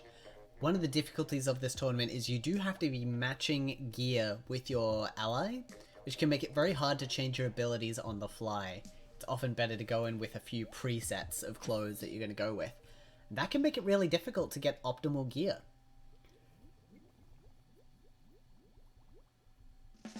So I want to quickly commend our teams for doing that successfully. In addition, they might be changing weapons, which is much easier to do. Yes, we have the change to K-Shot and T-Tech. That is much more understandable. I get why we're doing that. They're definitely going to be wasting less of their shots on the canopy, or at least less ink efficiency shots. So they're going to be able to much more quickly maneuver, they're going to be able to turf a lot better, and they're going to be at less risk of wasting all their high damage ammo on those canopy shields. Okay, I mean, amazing survivability here, but the canopy does eventually break. And I gotta say, that was incredible. The shots, despite getting the player advantage, were not able to get the zone because of how well that we saw that Hero Brella holding on there. I mean, these players clearly both know how to use a Brella incredibly well. That is something I would not expect from a team like this.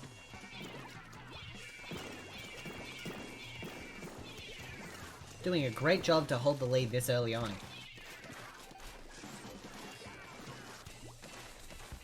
Okay, we've got the Tenta missiles coming out here. That's going to keep the Brellas at bay and potentially get neutral, which will allow the shots to move in and focus on combat for a bit. Neutral doesn't last for very long, however. They know the shots are on top. They just can't unseat them. Brella will not win that engagement easily because it takes a moment for these Brellas to deploy. These aren't like the undercover Brellas.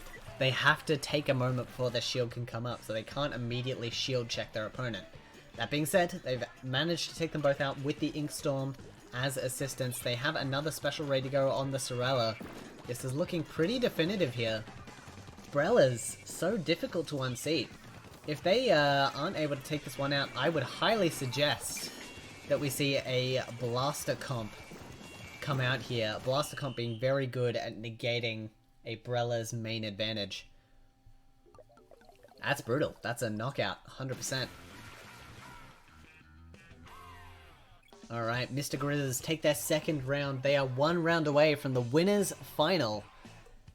They've got good momentum going. Can they make it all the way? And look at that! They don't even have a massive splat lead. They were just able to play their Brellas so tactically and waste so much of the opponent's time with those canopies that they could take control of the map.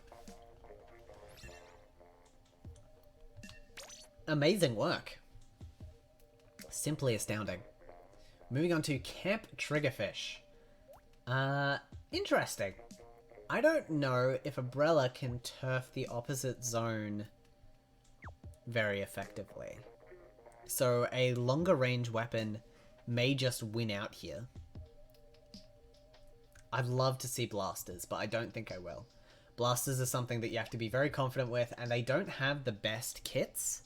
So the fact that one blaster could have a good kit and the other one is almost certainly not going to have a good kit is is a dangerous proposition, especially if you're not proficient with blasters.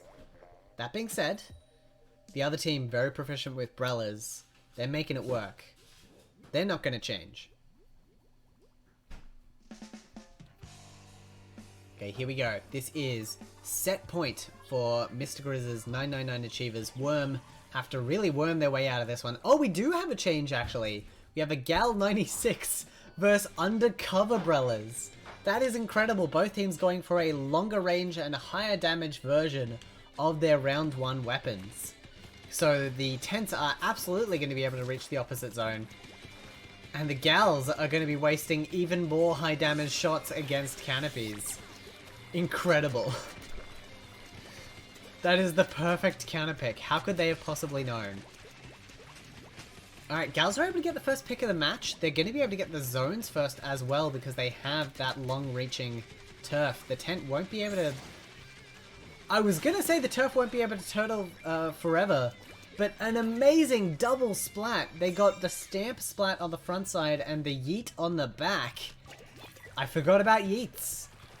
I forgot about yeets. That is going to be huge if they can continue that kind of playstyle.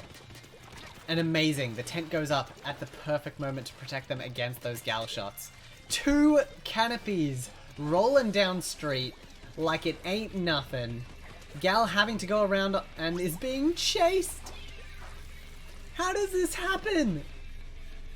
How do 2 Tent players have such mastery over their map? Okay, Splashdown's ready to go. That will shred the canopy, but unfortunately, the canopy regeneration is pretty generous on the Tent. Yeah, look at that. Splash Ball does nothing as well. There comes the Ultra Stamp. Ooh, Ultra Stamp! Not... Okay, does eventually find the pick. It was taking longer than I expected. I thought they might be able to get taken out, but the 96 Gal not operating at its optimal range. I am astounded by how this is going.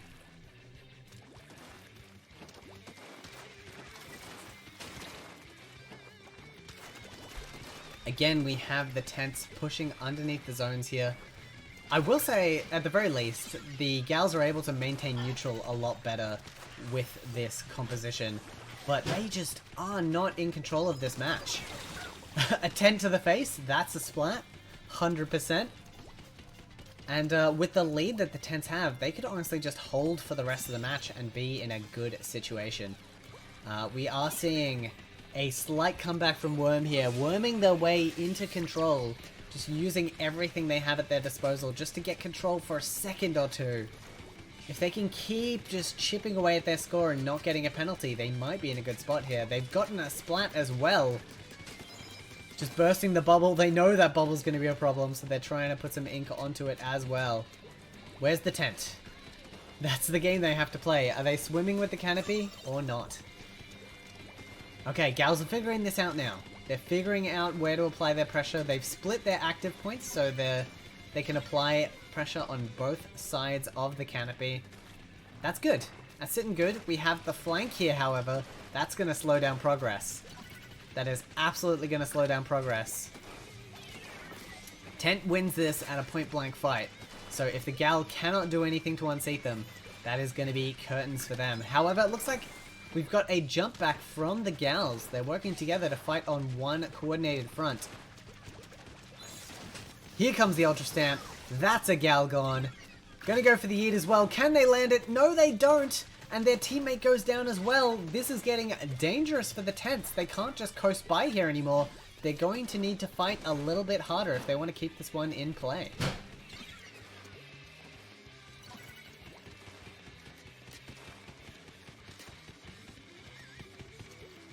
Tents really need to get a penalty on the board here. We've got a minute left.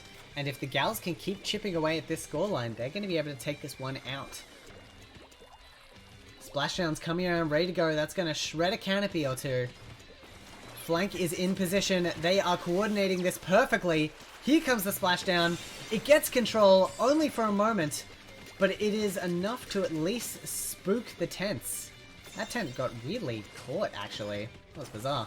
But one Tent goes down. They are heading rapidly towards a lead take, and there it is. Lead take for the Gals. They played this slow. They got the burn as I said they could. And now the Tents, they're rapidly panicking. They need to get a splat here. They do. They need to get the other one now. They've got a big penalty to chew through, and it's going to all have to be an overtime push. With the amount of turf their weapon can put out, this is looking like quite the ask. They're going to need a good splat. We have the jump around. This is good. It's a good rotate. If they can just apply pressure, get a good Ultra Stamp pick or two here, they will be in business. However, the Gals have rotated back around. They're going to be able to get neutral. Very shortly, we have the jump out back to spawn. They've noticed what's happening. Very good awareness here from these Tents. Can they hold on? There's the neutral. That's what they were hoping to avoid.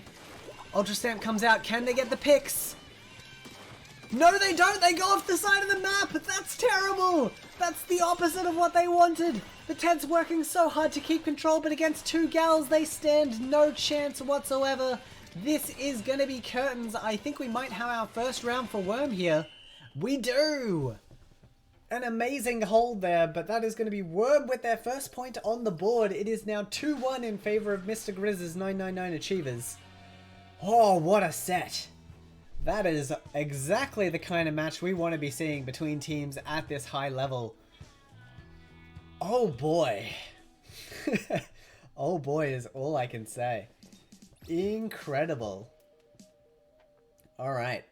We're going through to our fourth game here. Mr. Grizz can still shut this one down, but we've seen Worm with the counterplay. I think they were helped by the map a bit. I don't know if that was a different map, if that would have gone that way, but I also don't know if they would have picked the weapons they did in that situation. We're going to Mako Mart. Mako Mart has a lot of flanking opportunities, so Abrella is at a natural disadvantage. However, with what we've been seeing, if we see a high damage weapon come out from Worm, they're gonna lose a lot of their high damage shots on those canopies. And because of that, they're gonna lose a lot of their ink tanks. So we could see the same dynamic we saw in rounds 1 and 2 in this third round. Fourth round, rather. However, if we keep the weapons we had from before, the Tent and the 96, I don't know if a Tent's a good pick here. I don't think we'll see the Tent. I'm gonna stake a little claim here. I think we'll see the rotation back to the traditional Brellas, but the weapon we're gonna see from Worm, I'm less certain about. Like, they won with the 96 there, so they might think, oh, we can run that again. Or we can run the Gal, the closer range Gal again. But I don't know if that's the right option. I think maybe they run a roller. Oh man. A roller would be such a good call. Just steamroll through all that damage. A roller is the right choice. But if they're not good with rollers, it's not the right choice. That's the thing, right? Like, it's the right choice if you compare the two weapons from a neutral perspective. But considering the players, considering the expertise, if you don't have the skills to make a roller work, a roller's not going to work. Alright, here we go. Round 4.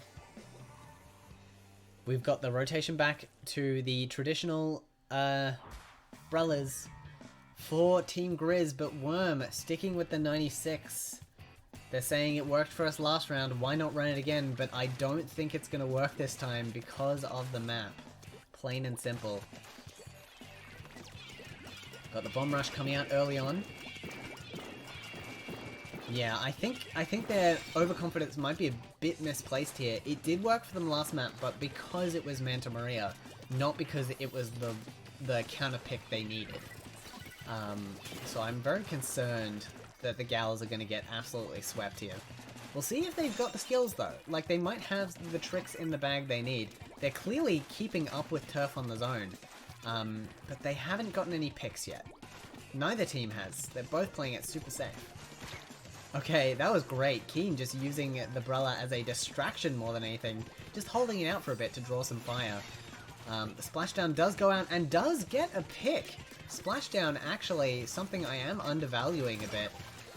Very good against Umbrella. That might actually be the deciding factor here. We do have Worm in the lead now with the 96s. I'm still hedging my bets towards the Team Brella, but like with special coordination like this, I'm having a hard time keeping to that prediction. Team Worm doing a good job in just applying pressure. We haven't seen many splats coming out from Mr. Grizz yet. That being said, here they come now. And that's the thing, if the two Brellas work together and the two Gals work together, the Brellas win.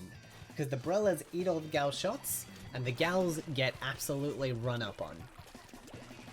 That's why I'm saying that this matchup is in the Brella's favor. It's not due to an inherent difference in skill. I think both of these teams are incredibly skilled. But the Brellas just... I think they have an advantage here. Just an inherent advantage. Bomb Rush and Inkstorm roll out just to try and extend their lead more than anything. Holding it just to prevent any kind of push. And look at this. Keen completely blocking everything being put out by Hanj and then taking them out at the end. They do get traded out for, which is not a result that they were expecting. They were probably hoping their teammate could keep Sourworm occupied. Sourworm rightly picking the 2v1 from the different angle. And that's the thing, right? If they can take a 2v1 from two separate angles, they can negate the Brella's advantage. But if they take the 2v1 from the same position, that's when the Brella is going to be sitting pretty. A Sprinkler to keep themselves alive.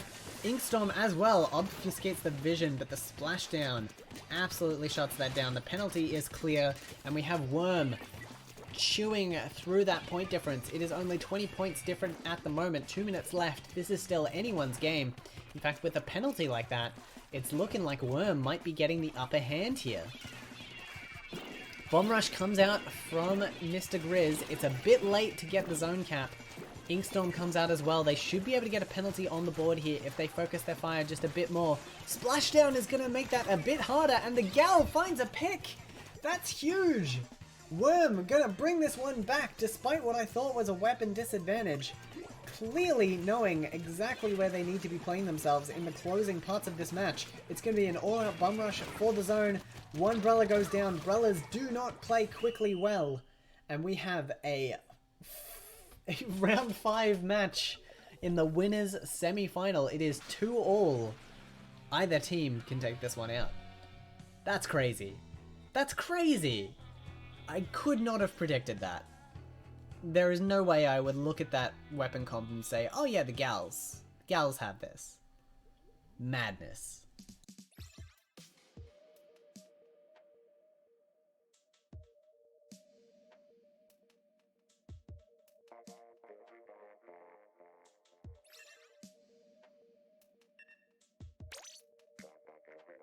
Okay, just recovering from my sheer disbelief a bit. We are moving on to Wahoo World for our final zone. We've seen this played today. We've seen it played with Squiffers, and we've seen it played very well. Brellas and Gal. Brellas and Gal. I have no clue. I have no clue at this point. Like, there aren't a lot of sight lines into the zone. There's only really 3. Like, there's your flank, there's left, and there's right. That's what you're concerned with. I just don't know. I just don't know, chat. Anyone could take this. Absolutely anyone could be taking this to the finals.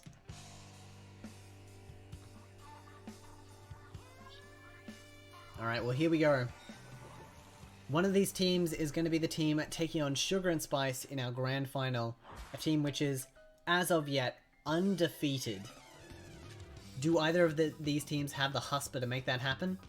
Let's find out. We have Tents coming out here. I love the consistency from Mr. Grizz and their Brella comps. I love it so much. And Curling Rush makes a lot of sense here. These Curlings are going to bounce around a lot. They're going to capture the zone very easily. They're going to be very effective. Inkmine as well, going to be a good flank detector. However, we've already seen that the Gals can win this matchup slowly over time. They just get a pick, and they get the zone. They get a pick, they get the zone. They just keep repeating that process, never fully conceding the zone. Curling Rush is going to make that harder, I definitely admit that. But at this rate, I mean, this could go either way. Ooh, some lovely drop shots there. Keen predicting exactly where their opponent would hide to heal. And with that, they're going to be able to increase their lead significantly. Almost the splashdown! No, that's a splashdown cancel from both of them! Amazing work! The splashdown did still go off, but they were able to get the splat. in result and not go down because of their canopy. That's incredible! That is such good teamwork and coordination. Okay, 40 points remaining here. We have Armor ready to go. Galdeco just built special as well. And a pick from on high. That was unexpected. I can guarantee you that Mr. Grizz did not expect Worm to get that pick. And because of that, that is going to completely shift the dynamic of this game. Just picking him off from afar. That is the benefit of the 96 in this case. We're able to just get those long-range shots. I don't think Curling Rush is going to save you. No, it will not. And they've used their special now as well. That is most unfortunate.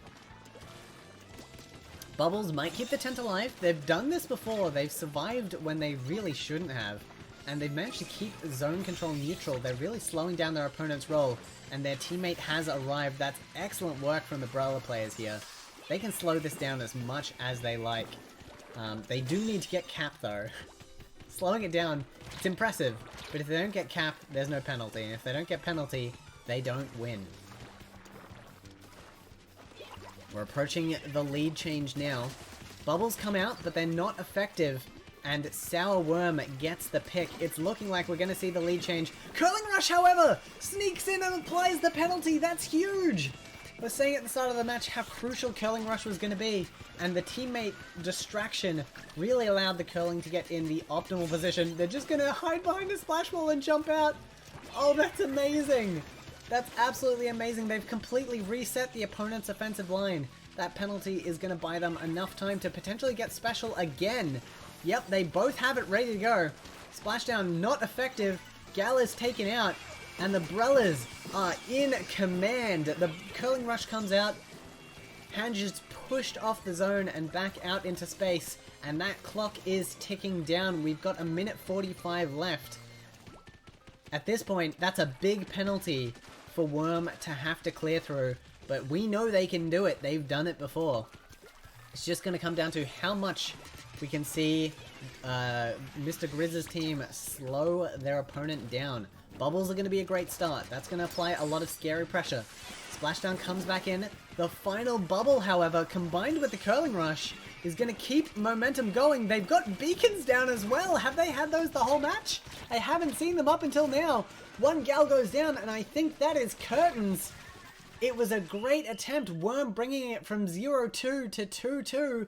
But that is going to be Mr. Grizz's 999 Achievers WH. Taking this one to the winners final.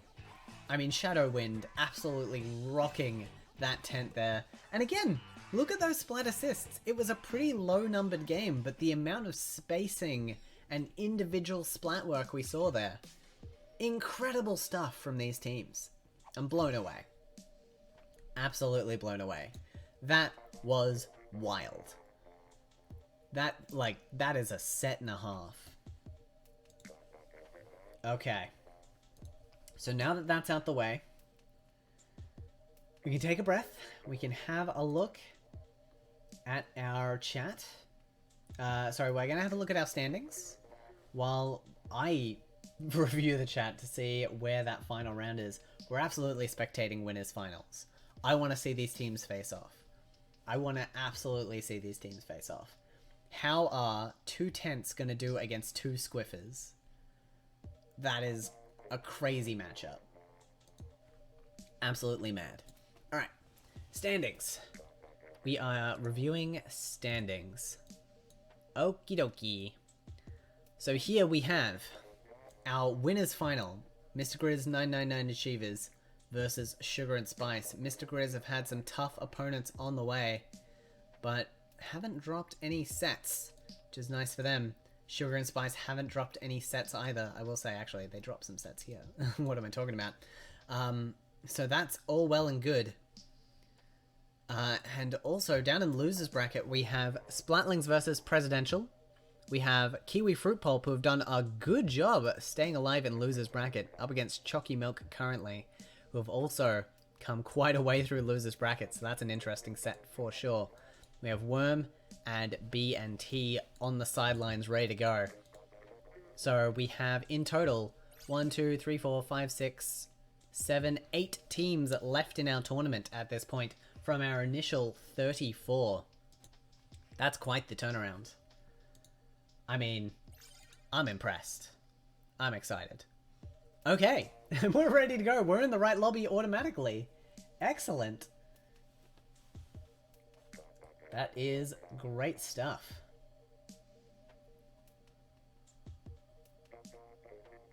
Wow, yeah, I was not expecting such a quick turnaround. That is great news. We are ready to roll. Let's do it.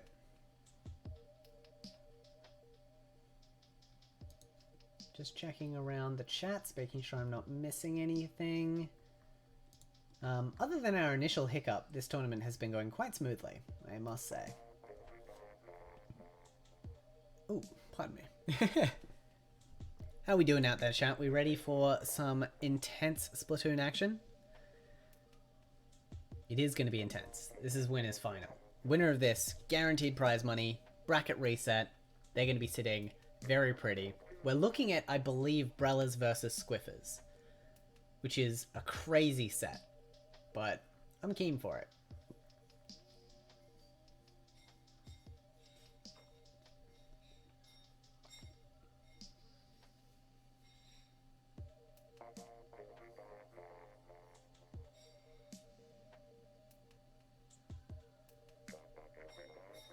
I'm just going to take a 5-second break to eat. Just a little snack that I have prepared. If you're just joining us, I estimate we have about an hour left in this tournament. We have winners finals right now, and then we're going to jump into our losers bracket, where we have 6 teams remaining. Those teams are going to duke it out to see who is going to be making it to the grand final. So, very exciting stuff. Also, if you're just joining us and you don't know our format, this is Valentine's Dueling Duos, is what I'm calling it. It's just the 2v2 Valentine's tournament, but I thought this was a nice name. Our teams must be playing Splat Zones. They must be wearing the exact same gear, like, not down to the abilities, but just, like, the same 3 pieces of gear, so that they're matching. And they must be using 2 weapons that are from the same class. So we have many examples scrolling past on the screen here. 2 different splooshes, 2 different glugers, etc. So yeah, very excited. Oh, Yay likes it. Excellent. I'm going to make that official then. Next year, Valentine's Dueling Duos. I can keep the graphic. I can keep the graphic. I spent a bit longer than I probably should have animating these weapons scrolling across the screen as well, so... All in the name of Valentine's Day. Now, I don't have any messages here. Is there a reason we're not getting underway?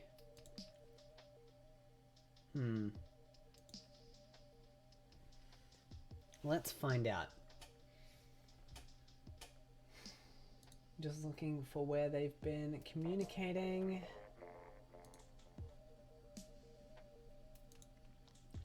Check the help desk. Nothing there. Okay. I'll just send him a message. So we've got Mr. Grizz. And we've got Sugar and Spice.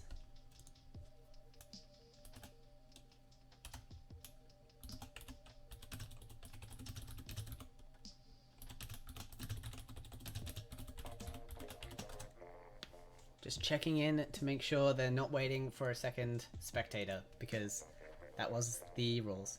Happy early Valentine's Day, Fishy. Happy early Valentine's Day. Love you. Okay.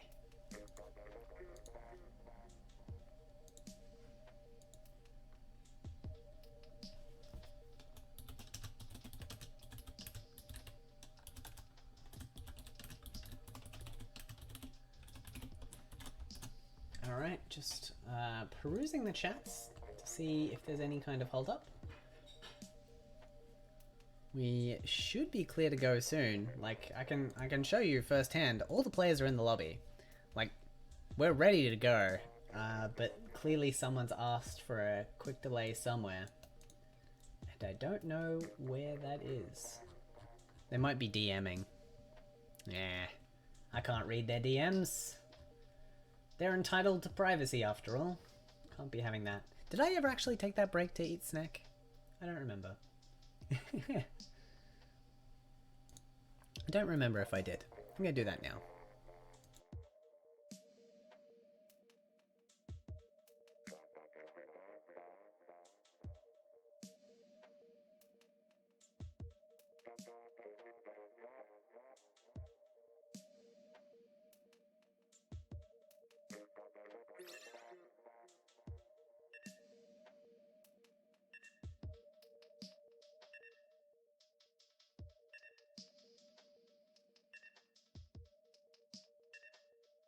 Okay, it was exactly as I suspected. They were waiting for a second spectator. So I'm glad I sent that message.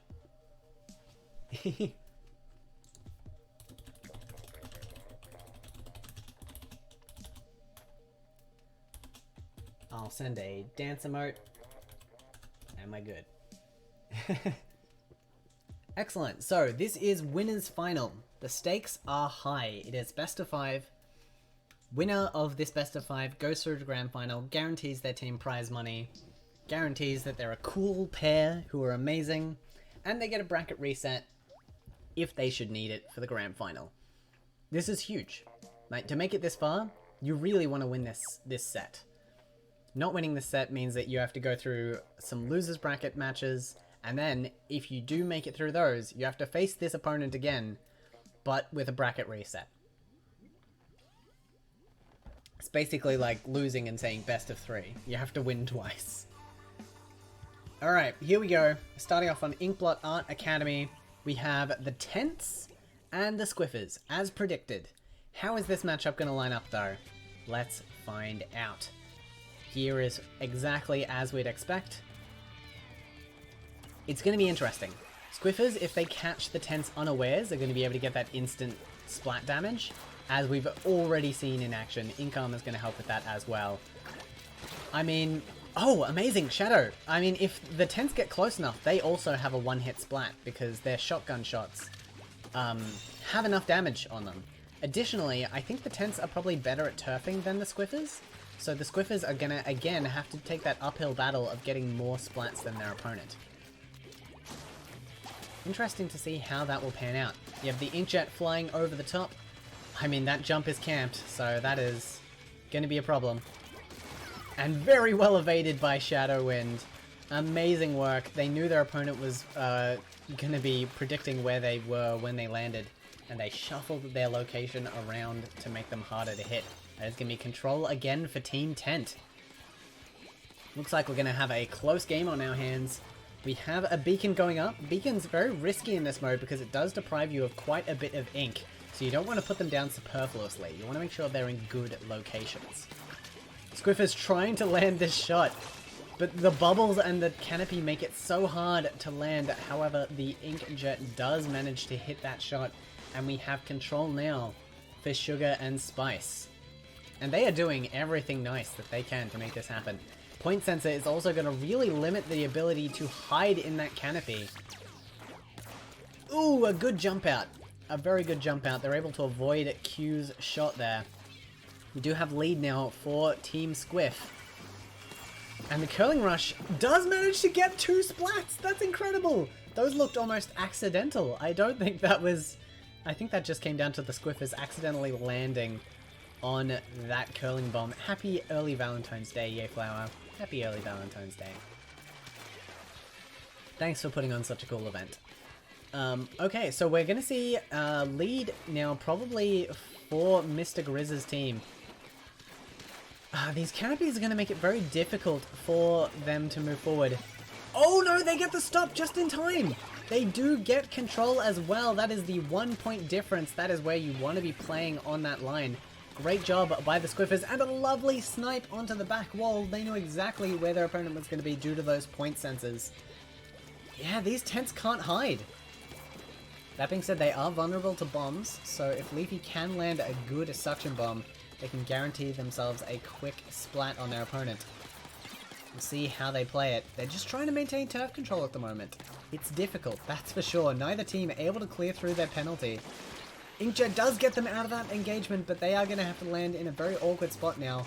Hopefully Leafy's teammate can guard it. No, they can't. Shadow Wind takes them out again, and the forcing into an unfortunate position is going to cost both players their lives there.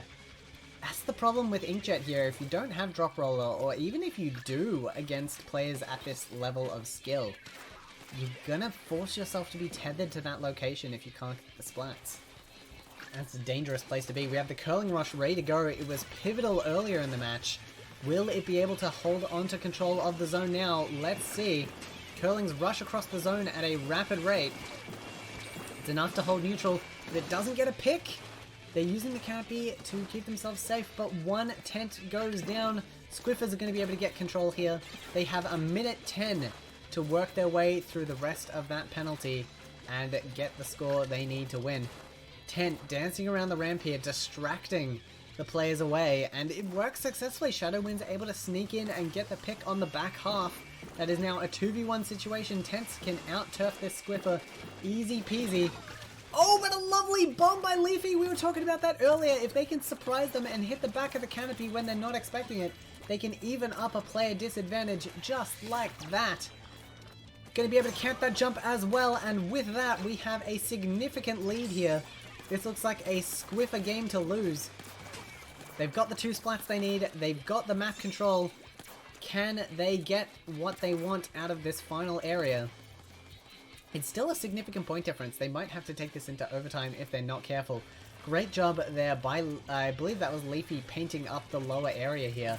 Clearly, the Tents know they want to use it, so they have made that a slower endeavor for their opponent. Shots being exchanged around the ramp, but the tent goes down. Squiff goes down as well. It's a 1v1 situation. We have Brellas on the side, but oh! Brilliant work! The armor... Wait, hang on. The match is over. The armor saves the Squiffer.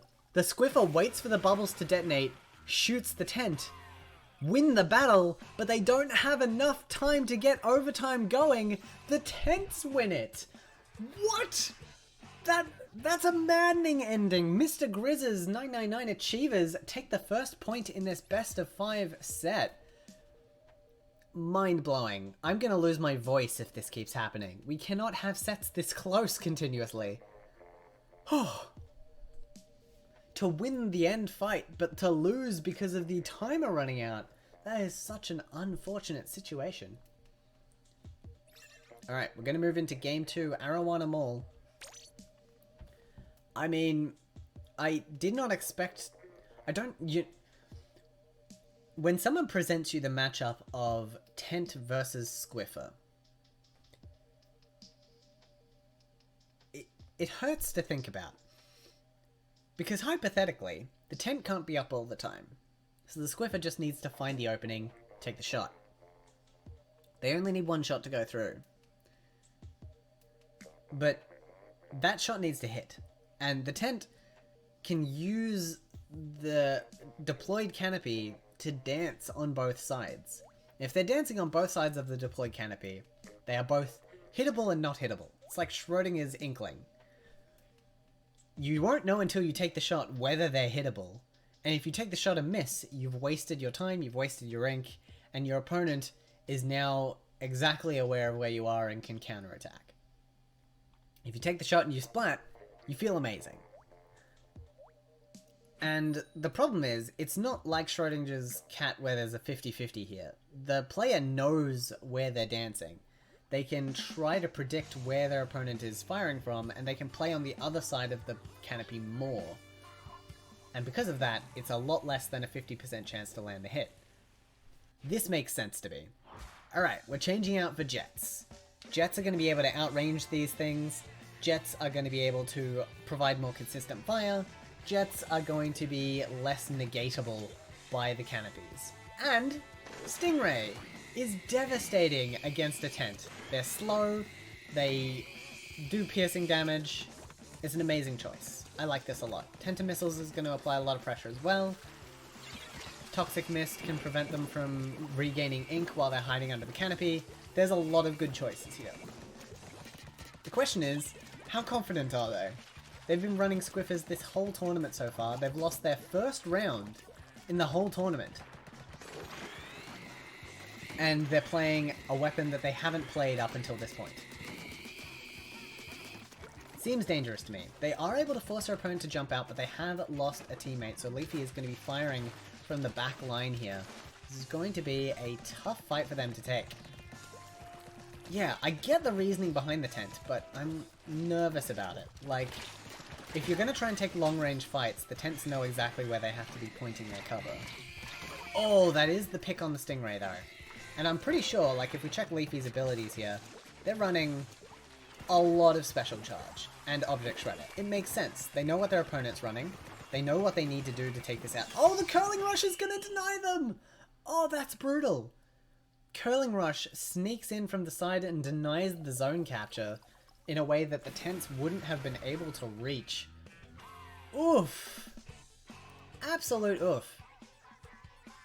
Now, I know I said it earlier. If we're seeing Sugar and Spice trying to directly counterpick, I reckon a blaster is the way to go. Maybe I'm crazy. Maybe a blaster is a terrible idea.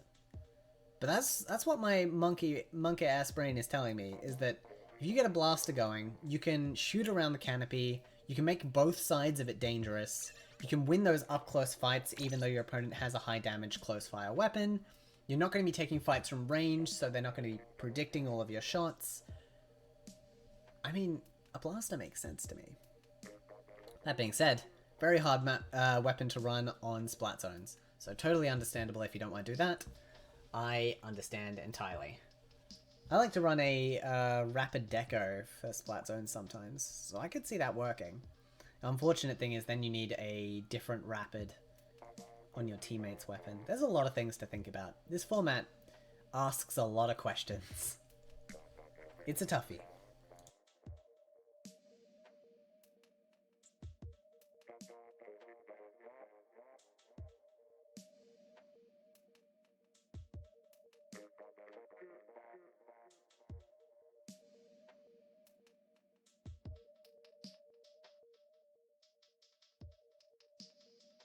Both teams taking a long time to lock in their choices here.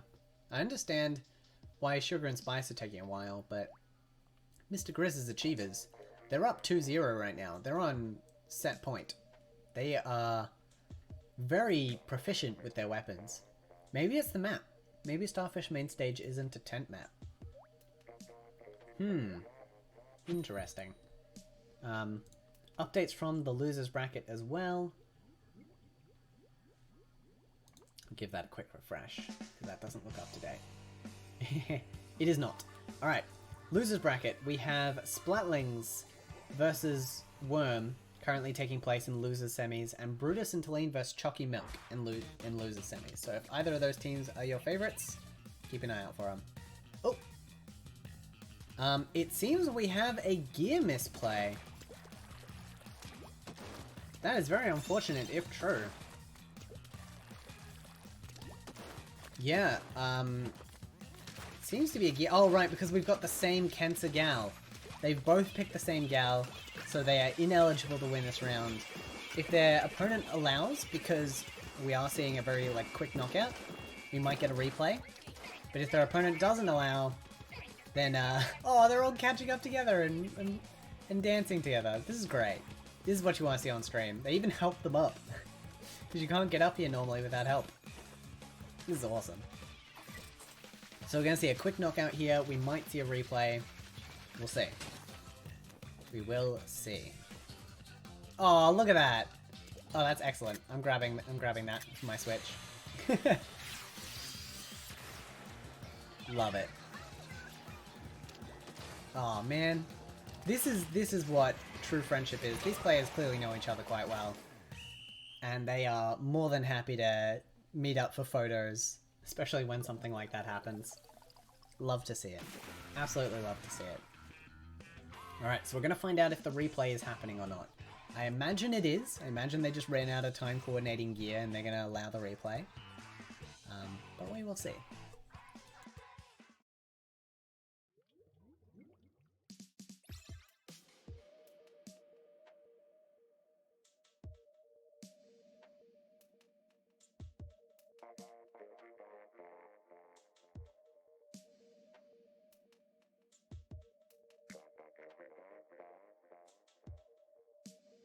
Alright, yep, that stage pick confirms it. We are getting the rollback on this. Question is, which gal are they gonna choose?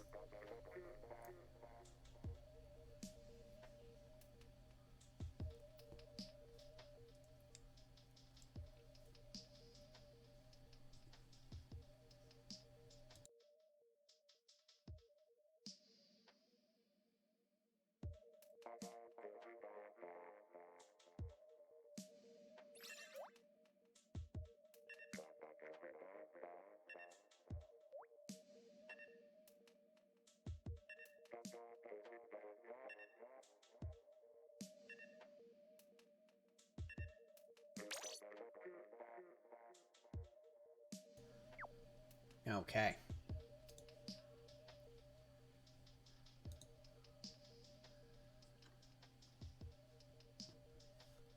Starfish main stage. I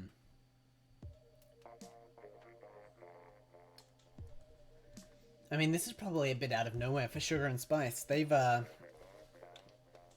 had any problems so far in the bracket. And then to come up against a double Brella comp. Of all weapons, a double Brella comp. And to have this much difficulty, like, you gotta be a bit bewildered. You gotta be a bit befuddled by that. No one sees that coming. And yet, here we are. Alright.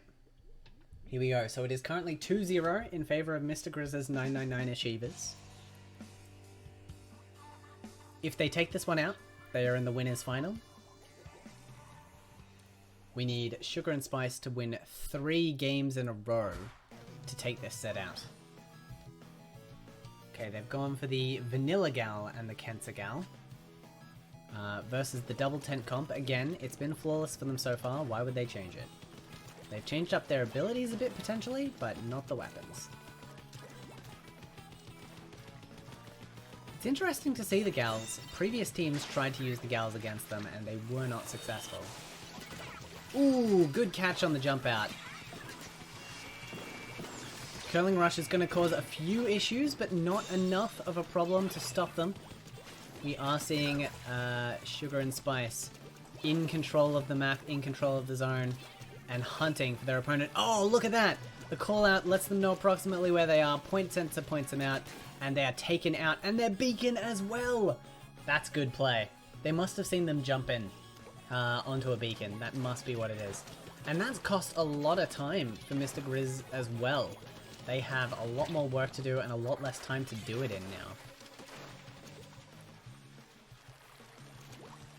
Alright, Bubbles ready to go. Ooh, another tent going down early. It looks like the gals are doing a good job in separating the tents here and really landing some good shots on them. Ah, but there we go. Tent's range proves superior.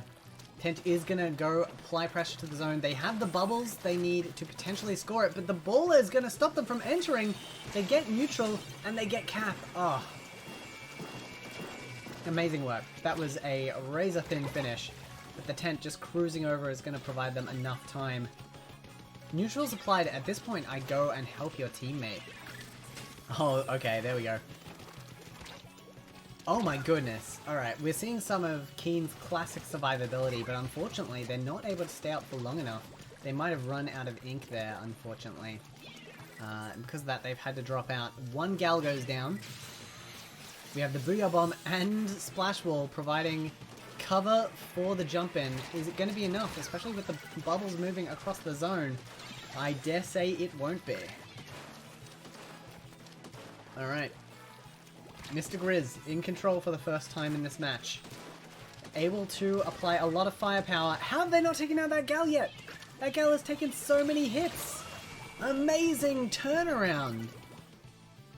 Q doing some excellent work there. I really thought for sure they were done Source, but they were able to get a splat, jump into their baller, and wait for their teammate to arrive. That's huge.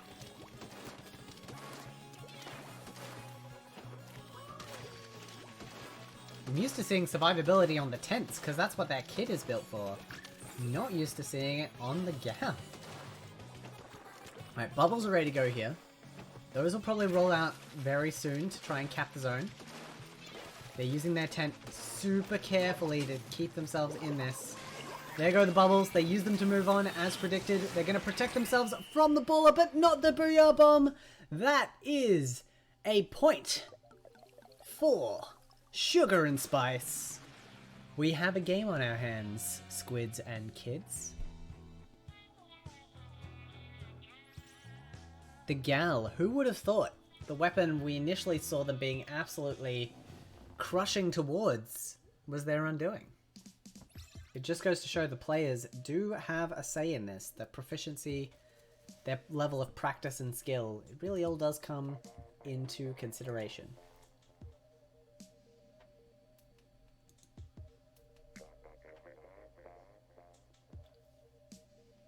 Alright, so we're moving on to round 4 now. Mr. Grizz can still take this one out with a single point. We're going to Anchovy for the first time in this stream. We have the lovely wide zone of Anchovy. Perfect for weapons with drop-off damage because you can just cover this thing. Someone give you a bracket? I can do just that. Here is your bracket. Our 34 team bracket.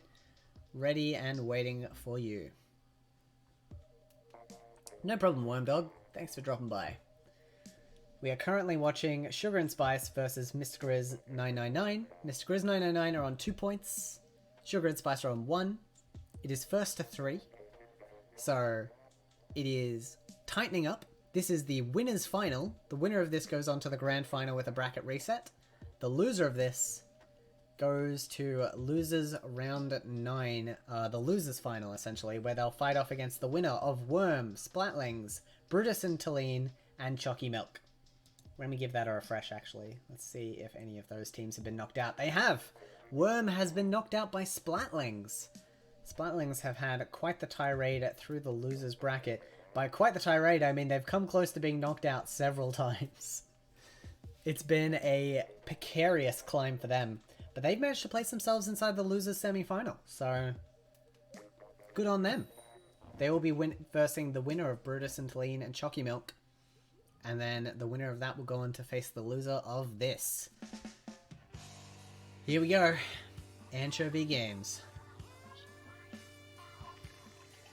I've torn my cuticle. Ah, we have the change to the standard length brellas. We saw these a lot in their earlier sets. They were what they used to take down the Gal specifically. They'll be lacking a bit on the range, but they will have much better maneuverability here. Potentially able to eat a lot more shots from those Gals. Early control goes to Gal. They're able to get a quick 20 points and a splat. Both Gals going down, actually, which means there's going to be control now for the Brella. The early 20 points is good, but the Brella here being able to provide a jump position in a very aggressive location. They're also turfing the heck out of this area. Means they're going to have special very soon, and there is not going to be a lot of places for the Gals to move. That being said, Sugar and Spice, they've got the ball already, the Booyah Bomb as well. They've moved in. They have shot them both at the zone, and they have captured. Both of those specials being very good at capturing the zone on this map specifically. Control flips back towards Mr. Grizz.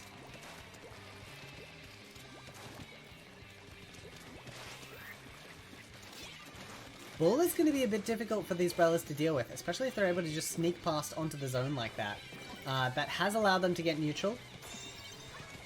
Not for long, but has allowed it. Booyah Bomb's going to come out as well, and that is going to clean up some distance. Another penalty applied onto Mr. Grizz's team. Sugar and Spice not willing to concede this one early. They're giving it everything they've got. Baller not able to find the pick, but Leafy does come in for the assist. Gets taken down themselves. We have a 1v1 situation.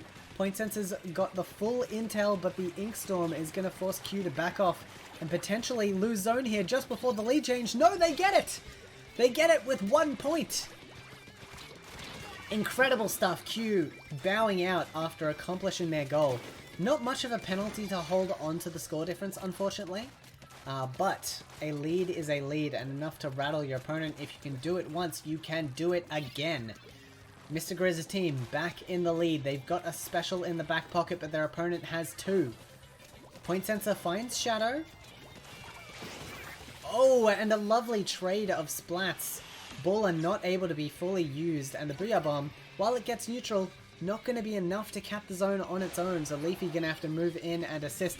Both of our teammates jumping in recklessly to assist in this fight. Gal gets a pick.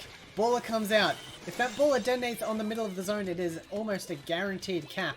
But they didn't need the middle. They already had the back half. That is going to be control for Sugar and Spice. A penalty applied. And additionally to that, some good offense there. Oh, but the zone was being flipped in the meantime. I was wondering where the teammate was.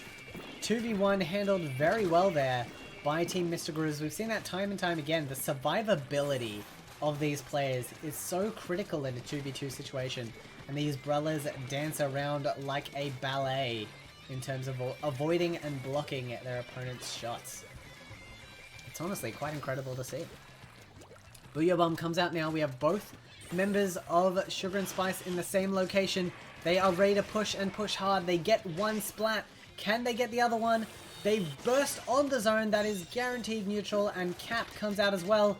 They lose their back teammate. Leafy goes down. The super jump's coming in from behind. Can they hold on for long enough? It's only a minute 15 left in this game. That score difference is looking mighty large. I think it's going to be an uphill battle for Sugar and Spice if I've ever seen one. They've got control for now. Able to start clearing through their penalty. Special ready to go as well to keep and maintain that pressure. But it looks like it's going to be pretty trivial for Mr. Grizz's team to annoy them. They're throwing everything they have at their sprinklers, torpedoes, just anything they can do to slow down their opponent. Booyah Bomb comes out. Ball is ready underneath. Hasn't been popped yet. Oh, and Leafy extends and gets the pick. Trades out. If the other pick can go down, this will be well. But no, the bomb rush! Bomb rush is going to be huge, but the baller comes back out! The engagement goes to Q. That is incredibly important. They're able to continue their scoring tirade. They get control over the map. Sugar and Spice! They're taking this one to the bank! That's lead, and that's the game. What a critical final exchange! We saw the bomb rush come out. I thought for sure that would be the difference. The baller comes out. That's for sure going to be the final splat. The Brella box blocks the baller explosion. That's for sure going to be it. And then the Brella gets taken down. That was so much in one little exchange. Both of these players were playing rock, paper, scissors, but they kept changing hand signs until one of their hands got tired. In fact, they both pretty much ran out of options there. It just came down to who was able to get that splat in that close exchange. I think it also helped that the baller painted the ground. The fact that the baller explosion was blocked means that no damage was dealt, but the turf color at both players' feet was the baller's color. So that probably helped them a bit in evasion for that final fight as well. Incredible. Absolutely incredible. One of the closest matches we've seen, if not the closest match we've seen all day. We go now to round 5. The winner of this goes through to grand final with the bracket reset. The loser of this has to do a whole ordeal in the losers final and then come back for a best 2 out of 3. We're going to Mako Mart. We have seen the Brellas lose Mako Mart before. Against Gals, I would like to add. The Brellas weren't able to maneuver quickly enough on this map. They weren't able to reposition and readjust. And they were able to get shot at from 2 different angles, and that was what caused their downfall. We've seen that Sugar and Spice can upset the Brella strategy. We know that they've got a weapon they're comfortable with, and we know that they're getting results. Can they replicate the results of a previous team? Can they lock in their grand final position? Or will Mr. Grizz find their determination, their courage, their stroke of genius, and shut this one down before it runs away from them? Let's find out. Alright. This tournament has been one of the spiciest tournaments that CDS BDS have ever run. We have streamed all the best matches for you. I am confident of that. Okay. No weapon changes, as expected. Here's the gear for everyone at home as well.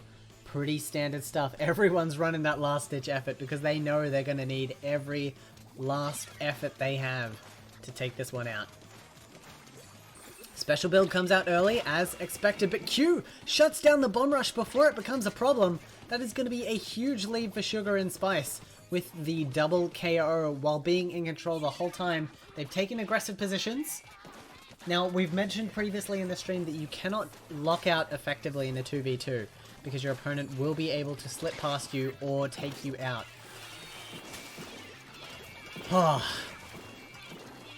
And the bomb rush finally able to come out of its shell, takes out one gal.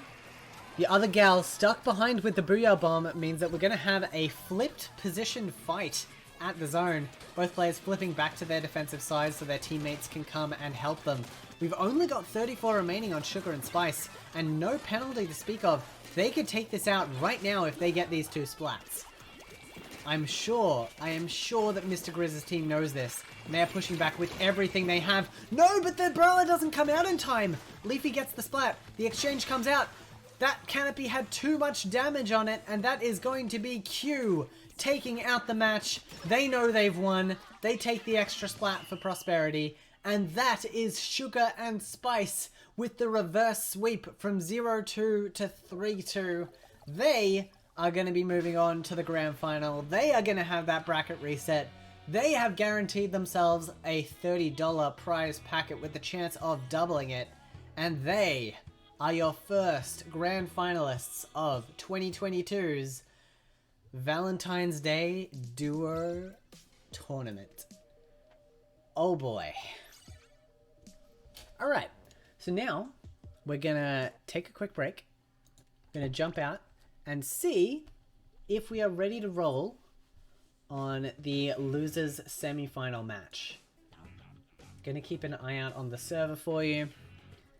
We are kicking into high gear. This is awesome. So Splatlings and that was Brutus and Talene have set up a room as of 7 minutes ago, which makes me believe that the losers semi-final is already underway. It is very unlikely that they are still sitting in the lobby. That being said, I have one of them on my friends list. There is no reason I can't just jump in and spectate what is remaining. So we're going to do that. I'm joining the private battle. I'll be able to let you know if a match is underway. A match is underway currently. I've been given the standing by prompt. This is losers semis, so the winner of this is going to go up against Team Mr. Grizz, who just went through a grueling best of 5 set. So they're probably appreciating a break at this point more than anything else. I don't have the timer remaining because it is a ranked mode, so they don't provide the remaining time. So we're going to take a quick, I'm going to say, take a quick 2-minute break. And I will let you know when we are ready to go with the remainder of this set. I will have to ask for the scores as is, so that I can provide that for the chat as well. So, back in just a sec.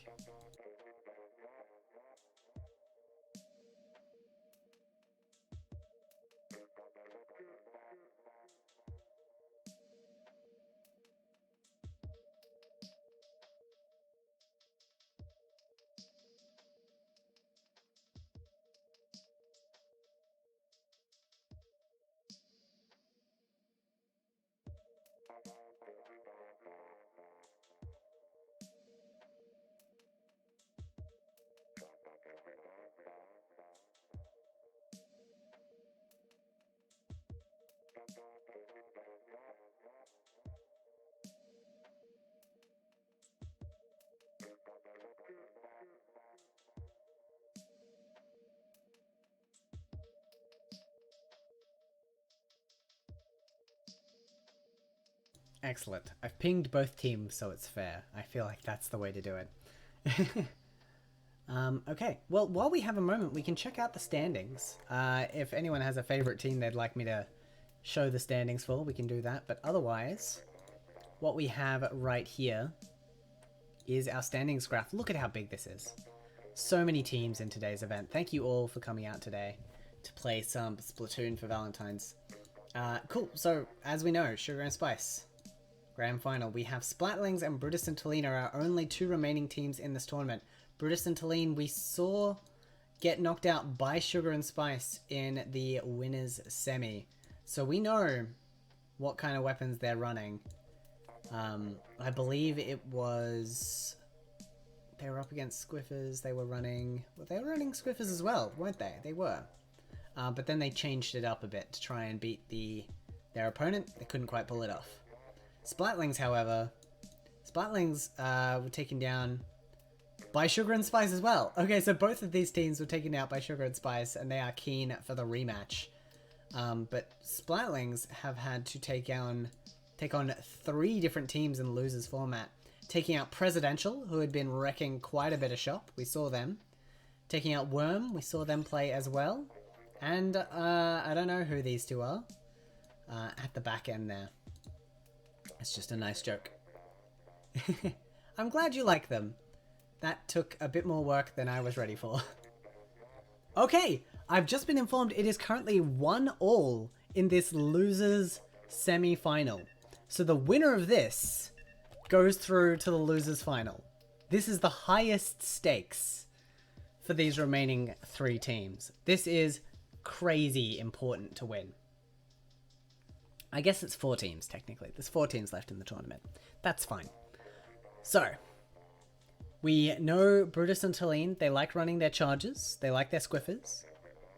And I gotta say, I didn't expect all these sets to be close. There was definitely the potential for 2 strong players to take on 2 not as strong players and just steamroll them because of the format. But it has been very close. I've been very impressed. We have Storm and Masegaki, who are the members of Splatlings. We don't know what weapons they run yet. And if they want a shot at the losers final, they are going to have to work very hard to show us what that is.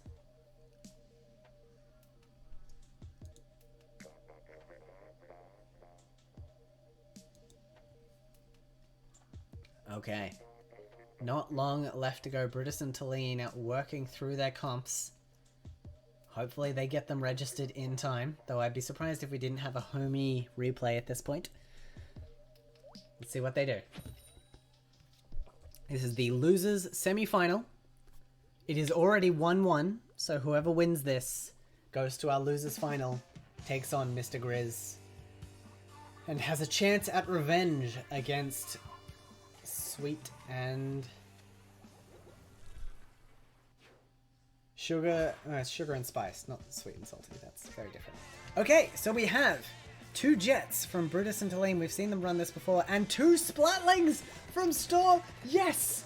Oh my goodness, yes. Team Splatling is actually running Splatlings.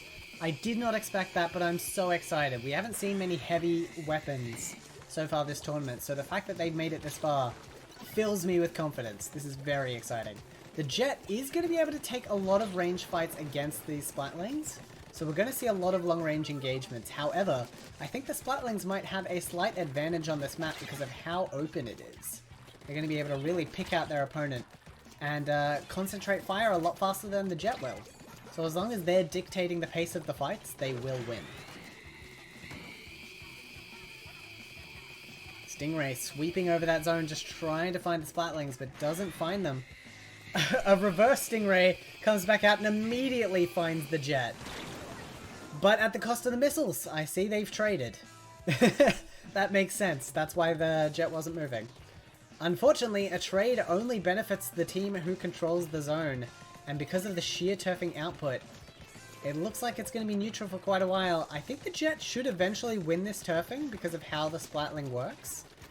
But maybe not. No, they've got 2 members in position at this point. And Brutus is having to be very careful of these ink bubbles, which could prove fatal if not handled correctly.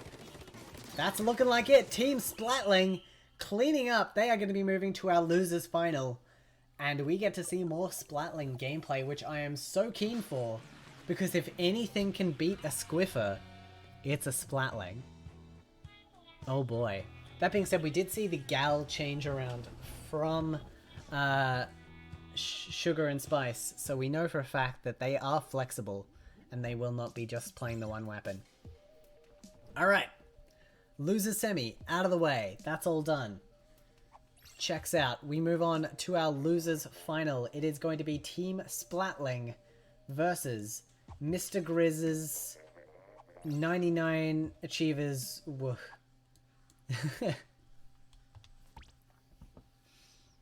That is the match we are going to go spectate. I must say, I'm very excited for that. I think that's going to be a good time. My vocal cords are absolutely fried at this point because these matches have been so gosh dang exciting. It's very good. I'll do a quick shout out for new followers of the channel as well, just in case you're still here 4 hours from when we started. But Alex2209, Imad Gamer, Imad Gamer 11, Sneaky Splat, and Dysfunctional USA, thank you so much for the follows. I hope you've been enjoying this Splatoon 2 content. I'd like to take a quick moment while we wait for this next match to be organized to also promote Splatoon Showdown. Just because it's running soon and it's very exciting. Splatoon Showdown. You can find more information on the Oceanic servers. Very excited. Alright, great. That's enough self-promotion. I'll go into more detail later if I have time. We have a final on our hands. Oh boy. Losers final. Still best of 3. We're going to see Team Splatlings running Splatlings. Oh my goodness, wait. We're going to see Splatlings versus Brellas? Who wins that? Does a Splatling win that because it can shred the Brellas? Do the Brellas win that because they can get in close to the Splatlings? I don't know who wins that matchup. I genuinely don't know. Okay. I think maybe I'll make a room. Because this is taking a bit. Might as well. At Splatlings. At Mr. Grizz. I've made a room.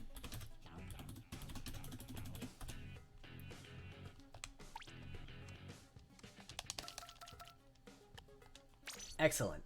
In this way, I don't have to worry about lobby stuff anymore. Very exciting. And with that, we are ready to go. Just got to get our players in here, and we are set. Ah, there's a friend request. Excellent. Wow, that was fast. That was a really fast friend request. Gonna give a quick shout out to Storm, who has fast fingers. That is incredible.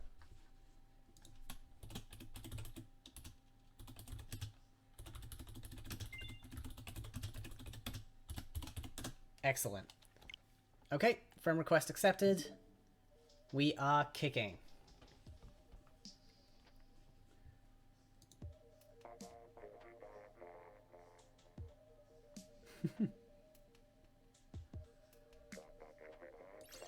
Alright, gonna take a quick moment to rest my voice before we kick into this losers final. But as I've mentioned prior, this is a best of 3. These teams do not have many chances to get into the final, but if they can win this, guaranteed $30 prize money for their team, guaranteed spot in the final, and a guaranteed chance for revenge against, my goodness, against Sugar and Spice. Keep wanting to say Sweet, but that is not either of the team players' names. Alright, let's do this.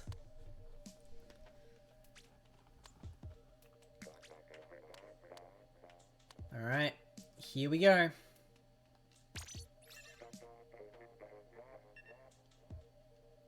We have Schellendorf Institute to begin. That is surprising. Very unexpected. Based on what we know about these players, Brellas versus Splatlings, I think the Splatlings are in with a good chance here. This is a very good map for a Splatling. Just hanging out on the roof, all your run speed, run around, just firing as fast as you can, covering the zone in a second, firing on the opponent who thinks they have good high ground. That's going to be a tough matchup. It's going to be very tough for the Brellas. Tough, but not impossible. We'll see how they do.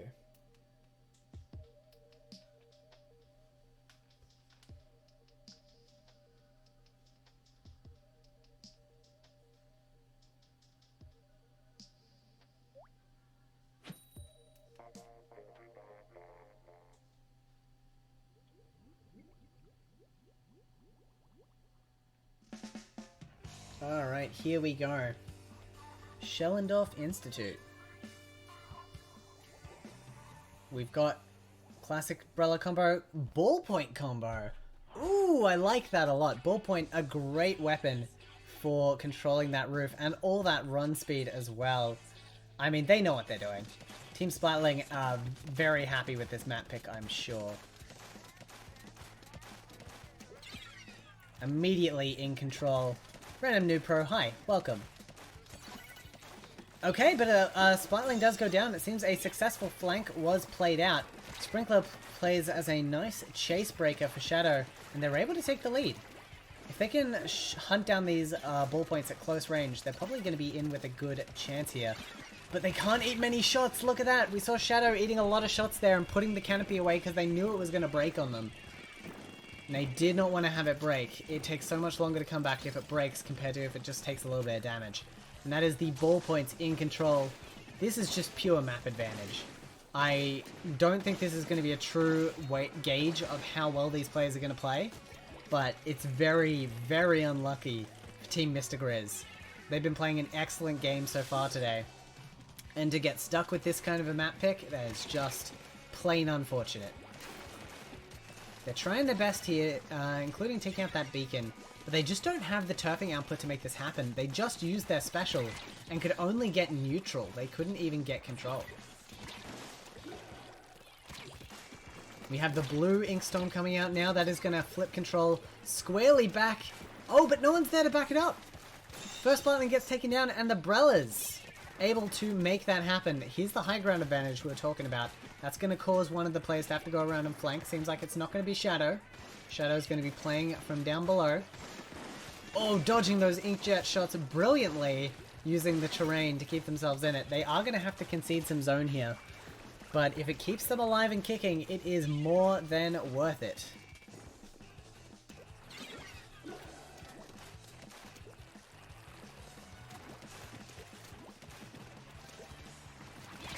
Alright, ballpoints providing a lot of cover, however. It's going to be very hard for the Brellas to maintain control over the zone just because of how oppressive the ballpoint can be. It's popular for splat zones for a reason. I just realized both of these squids have their feet out. That's great. There's the, beacons as well. Gonna mean that getting splattered isn't as consequential either. Look at this pressure. Ballpoint able to take fights at close range with their fast fire, able to take fights at long range with their long fire. They don't really have a downside here. They can just pepper these canopies, no problem. So 1v1 right now. That might be enough to get neutral? No, it's not. It's not enough. Ballpoint has so much map advantage here. That is very unfortunate. Admittedly, I gotta say, I don't know if Team Mr. Grizz knew that Team Splatlings was running Splatlings. Now, I know how that sounds, but I didn't know Team Splatlings was running Splatlings until we saw it. Until then, they could have been running anything. Like, a name can be very deceptive. But now that they know that that matchup was not in their favor, and they're going to be begging for a map that they can level this out on. Because I think they can win, like, this matchup. This matchup is not guaranteed to go to the ballpoint. But I think they're going to need a better map to make that happen. That being said, it's loser's final. It has only 1 point in it. If Team Splatlings wins this round, they go to the grand final. That's all they need to do. Team Mr. Grizz, they have to win 2 in a row at this point. It's Manta Maria. Okay, this map is not Splatling friendly. I'm gonna say that right out the gate. Is it Brella friendly? Yeah, I'd say so. You can play around a lot of the high walls to recharge your canopy. You can do a lot of really cool stuff here. I would say this map is absolutely Brella friendly. So this is definitely an opposite of what we just saw. It'll be interesting to see if the player skill and the weapon skill is enough to overcome this obstacle, but I'm guessing that we're going to see a successful result from Team Mr. Grizz here. I also wonder which Brella they're going to use, because Team Spartlings are using different Spartlings. In Team Brella, we've seen them alternate between the Tent and the Vanilla. We know they don't use Undercover. They don't mess with Undercover. And that's okay. I understand that. Okay, they have gone for the Tent, and we have Minis! Okay! I take it back. A Mini Splatling does not have as hard a time on this map. I didn't know Minis were being included in their list. This is great. I'm so excited for this. Minis are so cool. Look at Storm just zooming around with all that run speed. Just absolutely going for a walk.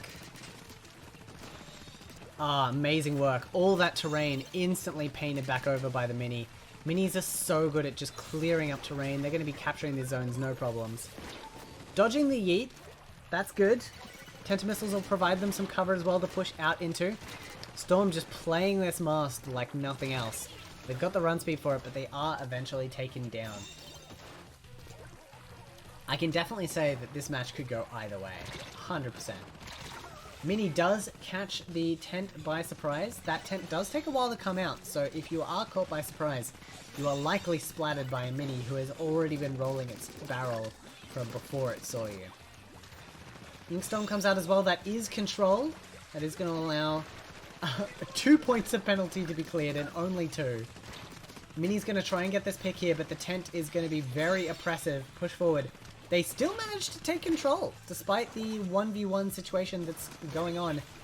And there is the splat. Probably would have been better to jump out in that situation. I also wonder if that beacon would have been best left alone, but they've decided to take it out. I guess denying options is always a good thing. And Ultra Step tumbles from the bunker. We have no idea why, but we ain't going to be seeing it again for a while. 40 points remaining for Team Splatlings. They can take this one home right here, right now. They just need to hold on for a little bit longer, and they're doing an excellent job. Look at the movement speed from Masagaki here. Just absolutely zooming around the map. Ultra Stamps mean nothing to them. They're able to get a full barrel out before it's too late. I think we can call this one busted. Bubbles are going to provide some cover. They do get neutral in the last point, but unfortunately, they are not getting a splat, and that is the game. Team Splatlings rolling up, ready for a rematch. This is very interesting, especially because looking earlier in the bracket, Team Splatlings lost 0-3 to Sugar and Spice. Grizz got, I believe it was 2-3 against Sugar and Spice. But then here we have Team Splatlings with a straight 2-0. Amazing work. Alright, and with that, we move on to our grand finale. I have to adjust the maps, update the graphic, and send some messages. But we're here. Grand final time. We have Sugar and Spice taking on our losers champions, Team Splatlings. They fought before, and it did not go well for Team Splatlings. Additionally now, Sugar and Spice have a bracket reset, and it is best of 7. So this is not going to be something they can win with a little bit of luck. They are going to need all the hard work they can muster to take this one home. I'm going to quickly send a message out to Sugar and Spice.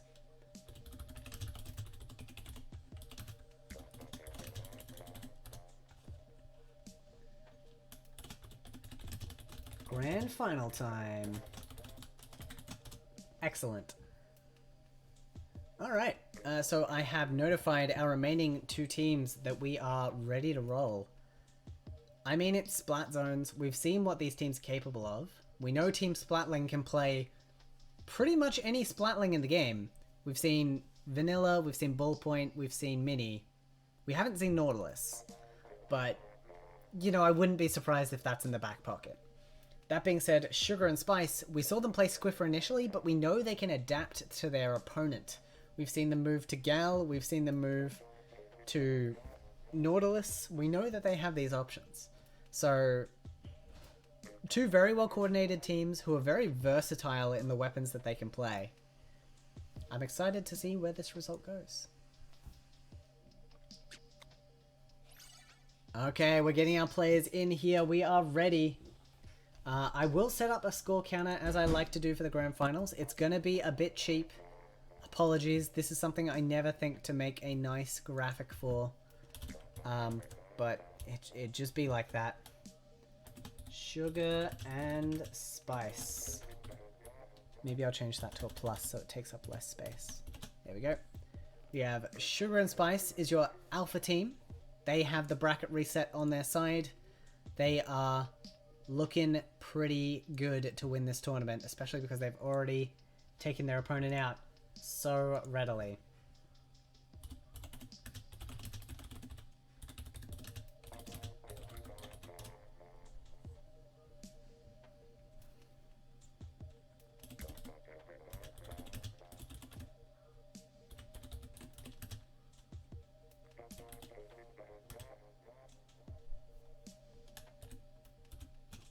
Okay, great. Just updating the scores on challenge as well as we wait for our last player to enter the room. Their opponent, Team Splatlings. Plain and simple. I can't believe I never thought, oh, I wonder if they'll run Splatlings. I just didn't think anyone would, but I'm so glad that they are. We have Team Splatlings. They have to win 2 sets of best of 7.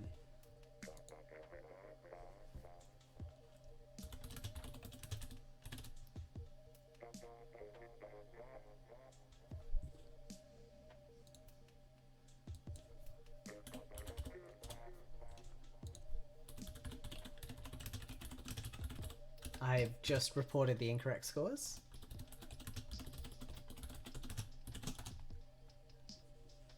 Excellent. Now that's done. Great news. We are at our grand final. And we are ready to rock. I can definitely clean up these graphics a bit. I should definitely spend some time doing that. I mean, I had all the time to make a video feed of scrolling weapons getting closer together and having romantic, like, you know, getting closer as they travel across the screen. They're all different pairs. They all have different rotations. Put a little work into that. But then this text. Oops.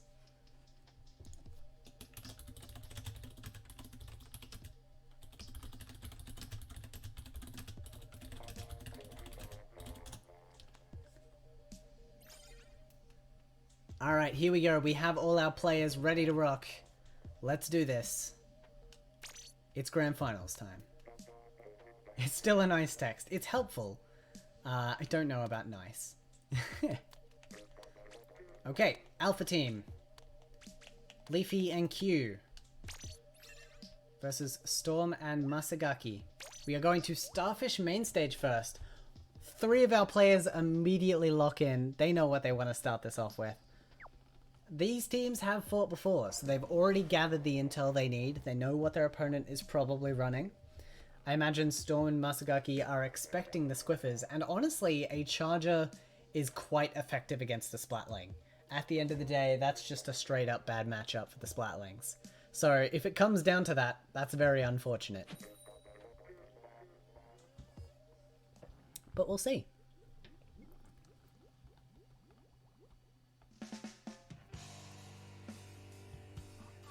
Best of luck to both our teams.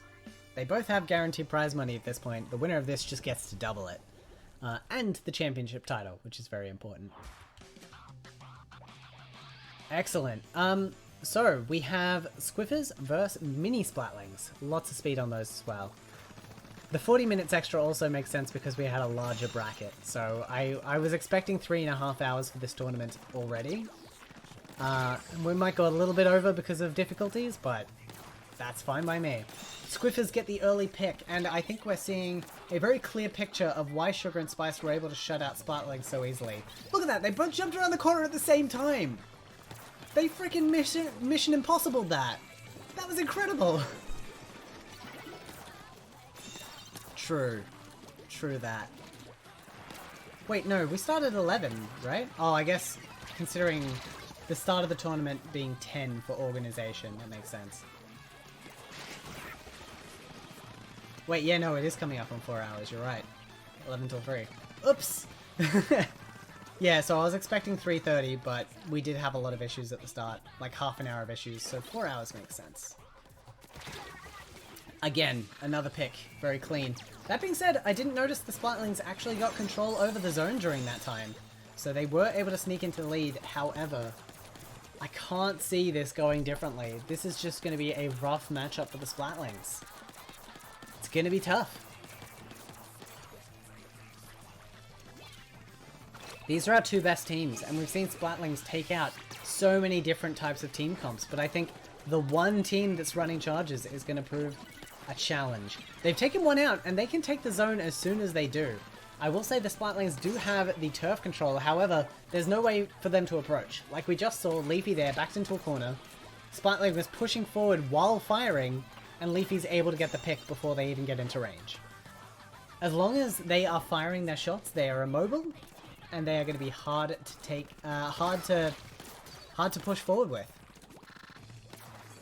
So as long as the Squiffers can keep getting splats, they can win. The Splatlings just need to hold a neutral. If they can trade, if they can keep it 1v1, they will be in a strong position because they can paint the zone so much better. Q's going to bust out the baller here, keeps them nice and safe. Tempted to push forward, but the opponent might be running Object Shredder, and that is a dangerous push if they are. They're not, but they might not know that. They can see the map. They know they're not. Okay, one Splatling goes down. If they can get the pick on the other, and they do, that will definitely be lead, and now they move it into aggressive positions. They're going to set up on some high ground, keep them at an arm's length, because that arm is slightly longer from the Squiffer's perspective. Masagaki sneaking forward here. Look at that! They're moving so slowly just so they don't show up. They don't want to get picked out early. And they run around the back with all that run speed. That's going to be enough to get neutral. Very well played. And their opponent takes use of the distraction and shuts them out as well. Oh yeah, bracket reset shenanigans. Yeah. Never forget. Never forget. Oh. Okay, wow. Amazing work there by the Splatlings, using the distraction perfectly to sneak around for the zone. This is actually a good map for them to pull off shenanigans like that. I'm very happy that they're able to do so. Tentamissiles coming out, gives the intel, allows the teammate to back off a little bit. Ink Armor comes out in retaliation. Lead has been taken by Splatlings, but they have lost a player now. If they lose their other player, that is going to be costly, and they do. Ooh, that is not what you want to see if you're a Splatlings fan out there. That penalty is going to be all but cleared out. With 1 minute left to go, the scoreline is razor thin. Ink Armor is ready to go, as is the baller for Sugar and Spice. We don't have any specials ready for the Splatlings. And one goes down as well. That's huge. Sugar and Spice are going to be able to take lead here. The Ink Storm not going to be enough to hold off on neutral. They're going to be able to camp that jump as well, and that is going to be game.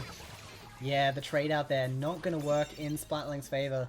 Unfortunately, the trade out, while beneficial for a distraction, is not going to win them that fight, and that is round 1 going to Sugar and Spice.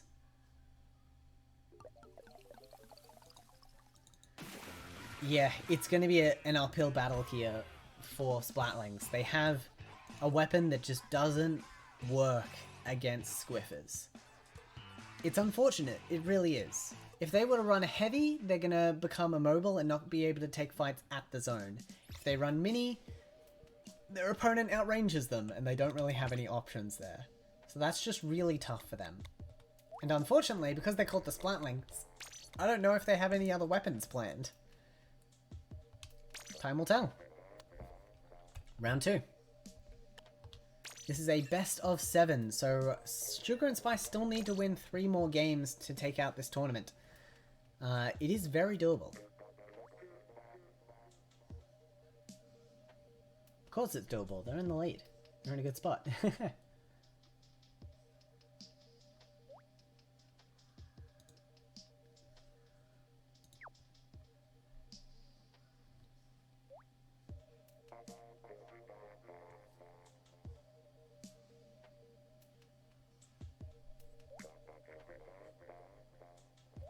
Alright, teams are readied up. Let's see what they brought.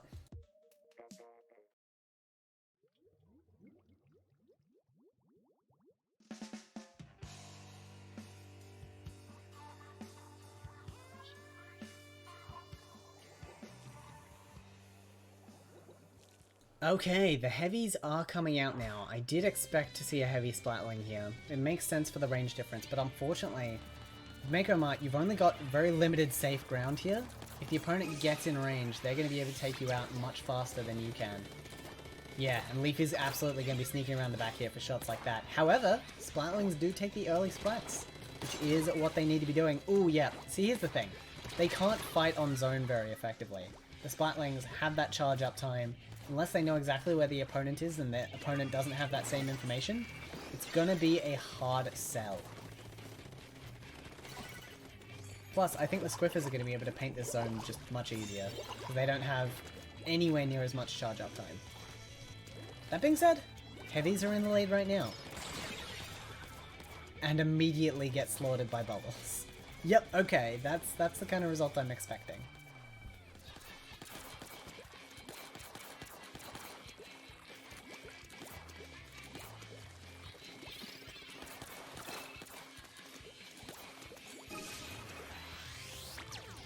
We have the Ink Armor coming out here now. The Splatling's having a hard time regaining footing.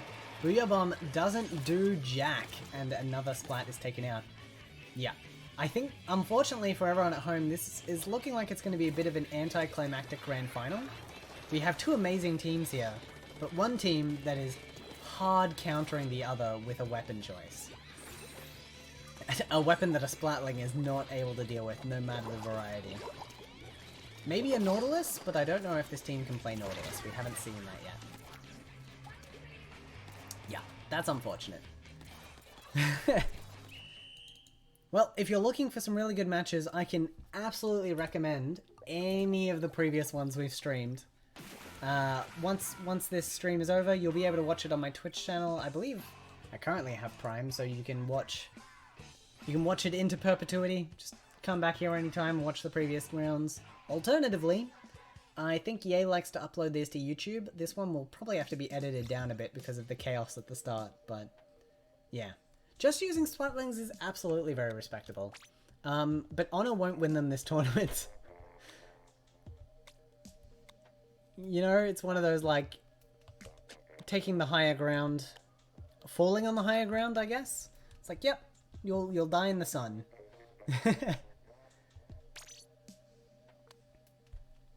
I don't know if there's an answer for this. I really don't.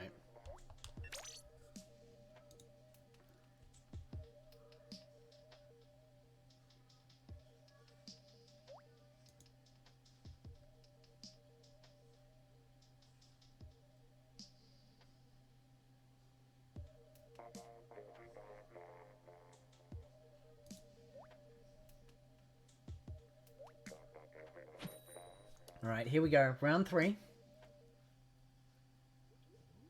Yeah, I mean, we are getting good matches, absolutely. Like, Splatlings aren't giving up here. They do have an opportunity, and this is a map where they might actually be able to rain down some ink as well. Though if they couldn't do it on Mako, we'll see. They've gone back to the mini. All reliable. Don't mind that. They were definitely getting better results with the mini than the heavy. So, you do like to see it. Immediate special. That'll help them out to begin with. And one does go down. Excellent. They can now 2v1. Oh, but that's the thing about 2v1. I mentioned it earlier in the stream when we had our Squiffer v Squiffer. A 2v1 doesn't matter if your opponent has a one-shot splat. Like, they just hit one, dodge your shots, hit the other. That is all they need to do. There's no compounding damage that has to be worried about. These Squiffers are incredible. We've seen Q hit countless amazing shots. We've seen Leafy hit countless amazing shots. If they just keep that up, they do win this tournament. Like, that is the long and short of it. Both Squiffers down! I didn't see it happen. Thanks, AutoSpec, but both Squiffers are down. That's a chance for the minis to get into some strong positions. If they can take their opponent by surprise, they might be able to get a charge up and damage before their opponent can. That's really the only way they're going to do it, though. Q is crazy, absolutely. 100%. Oh! Waiting for the armor to expire. And lands it! That's how you do it. They do take lead as well, which is huge. That is definitely going to help them out. Oh! Some drop damage! Oh! Excellent work! Masageki! What a shot! That is amazing! Taking out that player is going to allow them to really stagger their opponent's spawn, in addition to, like, just building confidence. Like, being able to take out both of your opponents like that. Look at that. Look at this confidence now. They are diving in with little regard for their safety because they know they can get these picks before the chargers can. They've staggered out their spawns and they're really locking them into this location. This is going so well for them.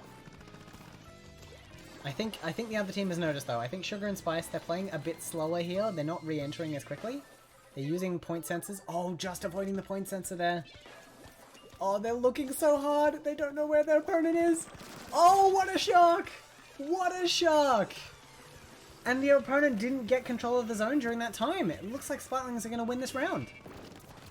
And they do! Splatlings figure out the secret. And the secret is sharking. We have a game on our hands. Excellent work. Alright, Splatlings earning their first point of this set. Sharking is the way to go. Sharking is the order of the day, and if they're going to be sharking, there's only two weapons they're going to be doing with it. It's going to be either Nautilus or Mini, and we haven't seen them play Nautilus, so I'm expecting Mini from here on out, 100%.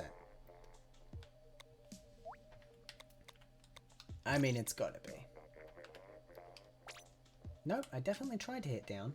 There we go. Excellent.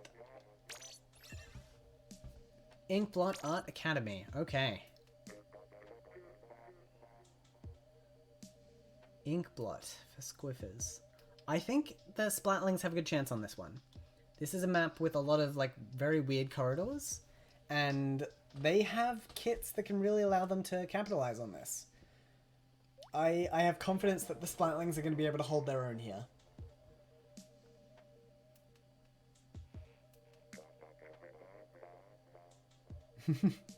Very strong, absolutely.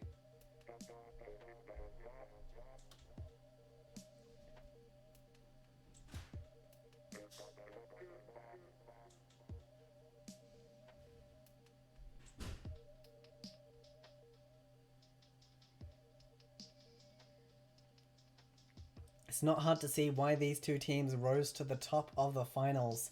Even given a bad matchup, we're seeing amazing counterplay, strategy, and results. Oh, this is the good stuff. We've now hit the good stuff.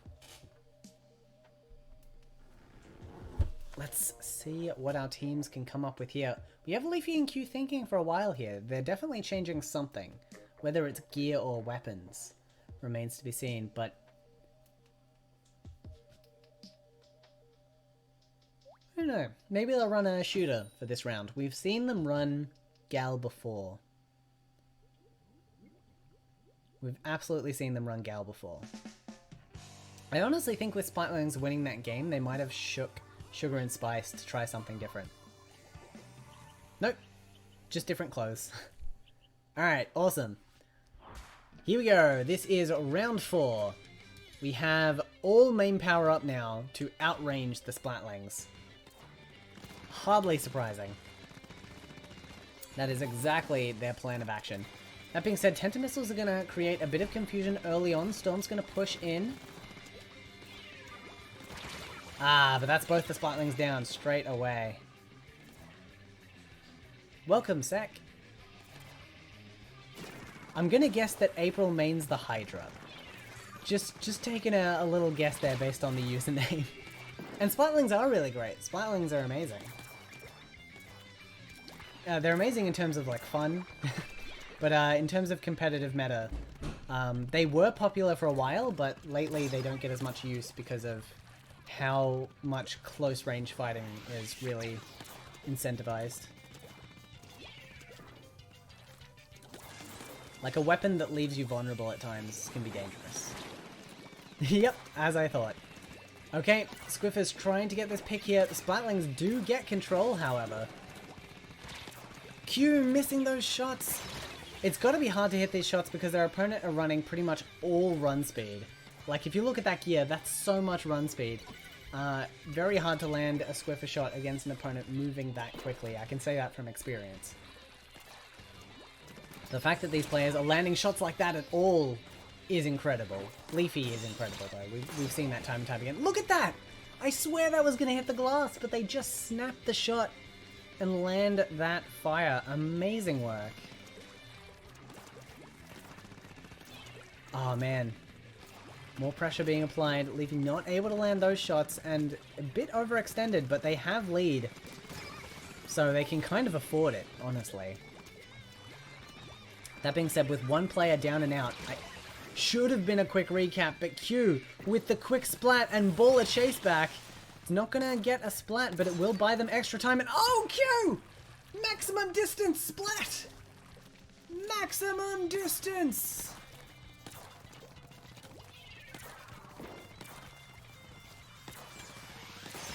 Amazing. Amazing work. Sugar and Spice landing some excellent shots. I will say range. So I think for the conversation happening in chat, more range equals more power is true, but a lot of range weapons have to sacrifice something. And the Hydras and Splatlings sacrifice being able to take an engagement at short notice because they have to spin up their barrels. So like, while they're very fun to hold down an objective and can be good for certain ranked modes, generally you're leaving yourself vulnerable if you take a weapon like a Hydra or a heavy Splatling. I believe that's the idea.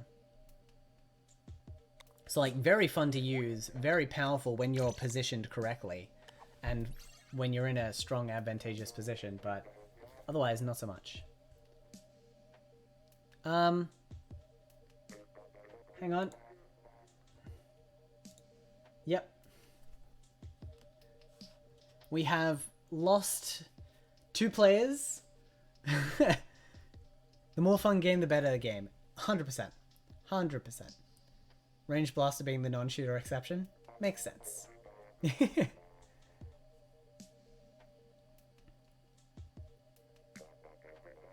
Alright, so we're just waiting for 2 of our players to rejoin the lobby, who may have believed that the tournament was over because they've been playing best of 5 the whole time.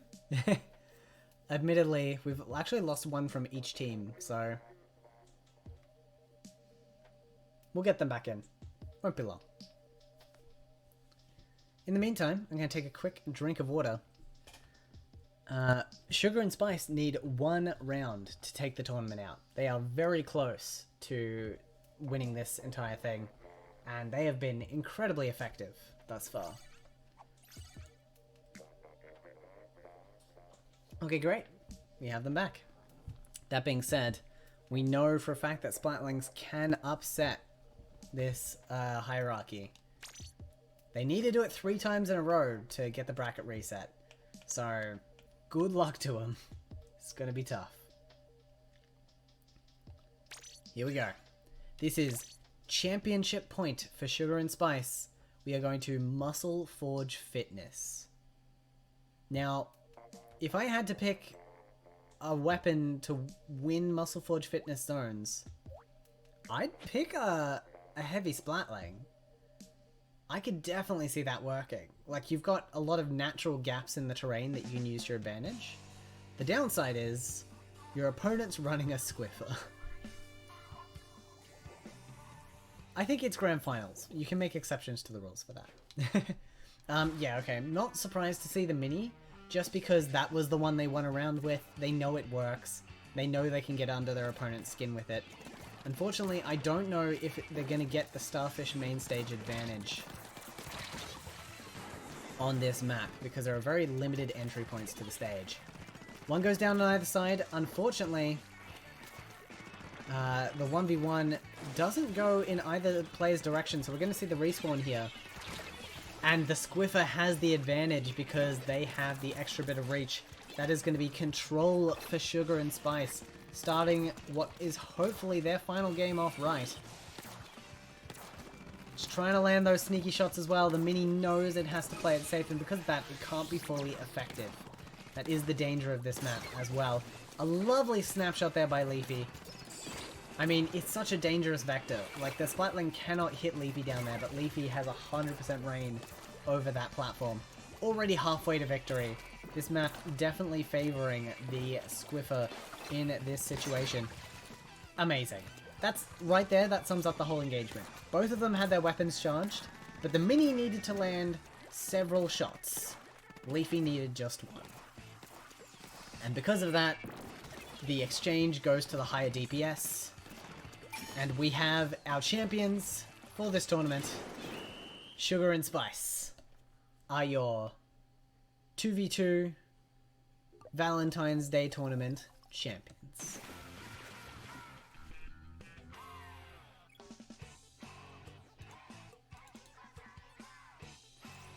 We'll put their final point on the board, make it official. Oh, and also, one thing to consider as well, this has been a long tournament. Players get tired. Things happen, you know? That's just how it be. Alright, well, we are done with that. Sugar and Spice are going to be taking home our grand prize today. That is 60 USD to split between the two of them. I believe? 60? 30? 60? I think 60 sounds right. That sounds right. Yeah, just double checked. Yep, 60 USD to split between them. 30 USD to our second place team, Splatlings. They did an amazing job making it through a tournament, restricting themselves to one weapon type, I might add. A feat that cannot be said for Team Sugar and Spice, who changed off their charges to take out Mr. Grizz. But yeah, we saw so many close matches today. Absolutely check out the VOD after this ends. Absolutely check out the upload from Yay later on. Just some amazing work from all our teams today. Some great close games. And just a great demonstration of why Splatoon is one of the best games in the world. Not biased. So I hope everyone enjoyed the tournament today. I want to have a quick shout out for Lucas for joining me earlier today. And as always, a wonderful shout out to Yayflower, Yay, the organizer of this tournament, the mod of the madness, who had to handle when Challenge decided to absolutely drop everything and confuse the heck out of everyone. We still managed to get a tournament out of it. I'm amazed. That was an incredible effort. Well done to them. I've been Yesone. If you've enjoyed this Splatoon 2 content, we do stream Splatoon 2 a lot on this channel every now and again. There might be more tournaments from the VDS and CDS appreciation server, so you can always jump onto that to tune in for more of those. We have League Rush, we have Lobster Crossfire, some very well-known and renowned tournaments by this point. Additionally, 2 to 3 weeks from now, Splatoon Showdown Season 2 is beginning shortly. We have many teams signing up for our new Splatoon Showdown tournament. I believe there are clips of it available in the Twitch trailer I have, but if you want more information, you can check out the Oceanic Discord servers or website. We're doing it in collaboration with Oceanic this time for Season 2. There's still time to sign up if you're interested. It is an international tournament in spirit. A lot of the teams are probably going to be in OCE, so if you're in OCE or the OCE time zone, it's a good time. If not, look into it if you're interested. We play crazy games. We play Splatoon like what you've seen here, except more chaos. Like more restrictions, more funny rules, more like different win objectives, which is crazy. Like we play Pictionary at some point. It's great. So be sure to follow and check back in for that when that goes live. Cool. I think that's it from me. I don't think I have anything else I need to spruik. Thank you so much for tuning in for this 4-hour live stream, everyone. What a crazy tournament it has been.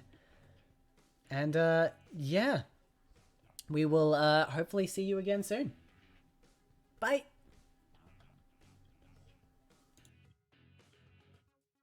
Oh, and thanks to all our teams for participating. Can't believe I forgot that. Yeah, we had so many teams this time. And I want to give a huge shout out to all of them. This event wouldn't have been as amazing as it was without all of you. And I hope you all had a good time. Happy Valentine's Day.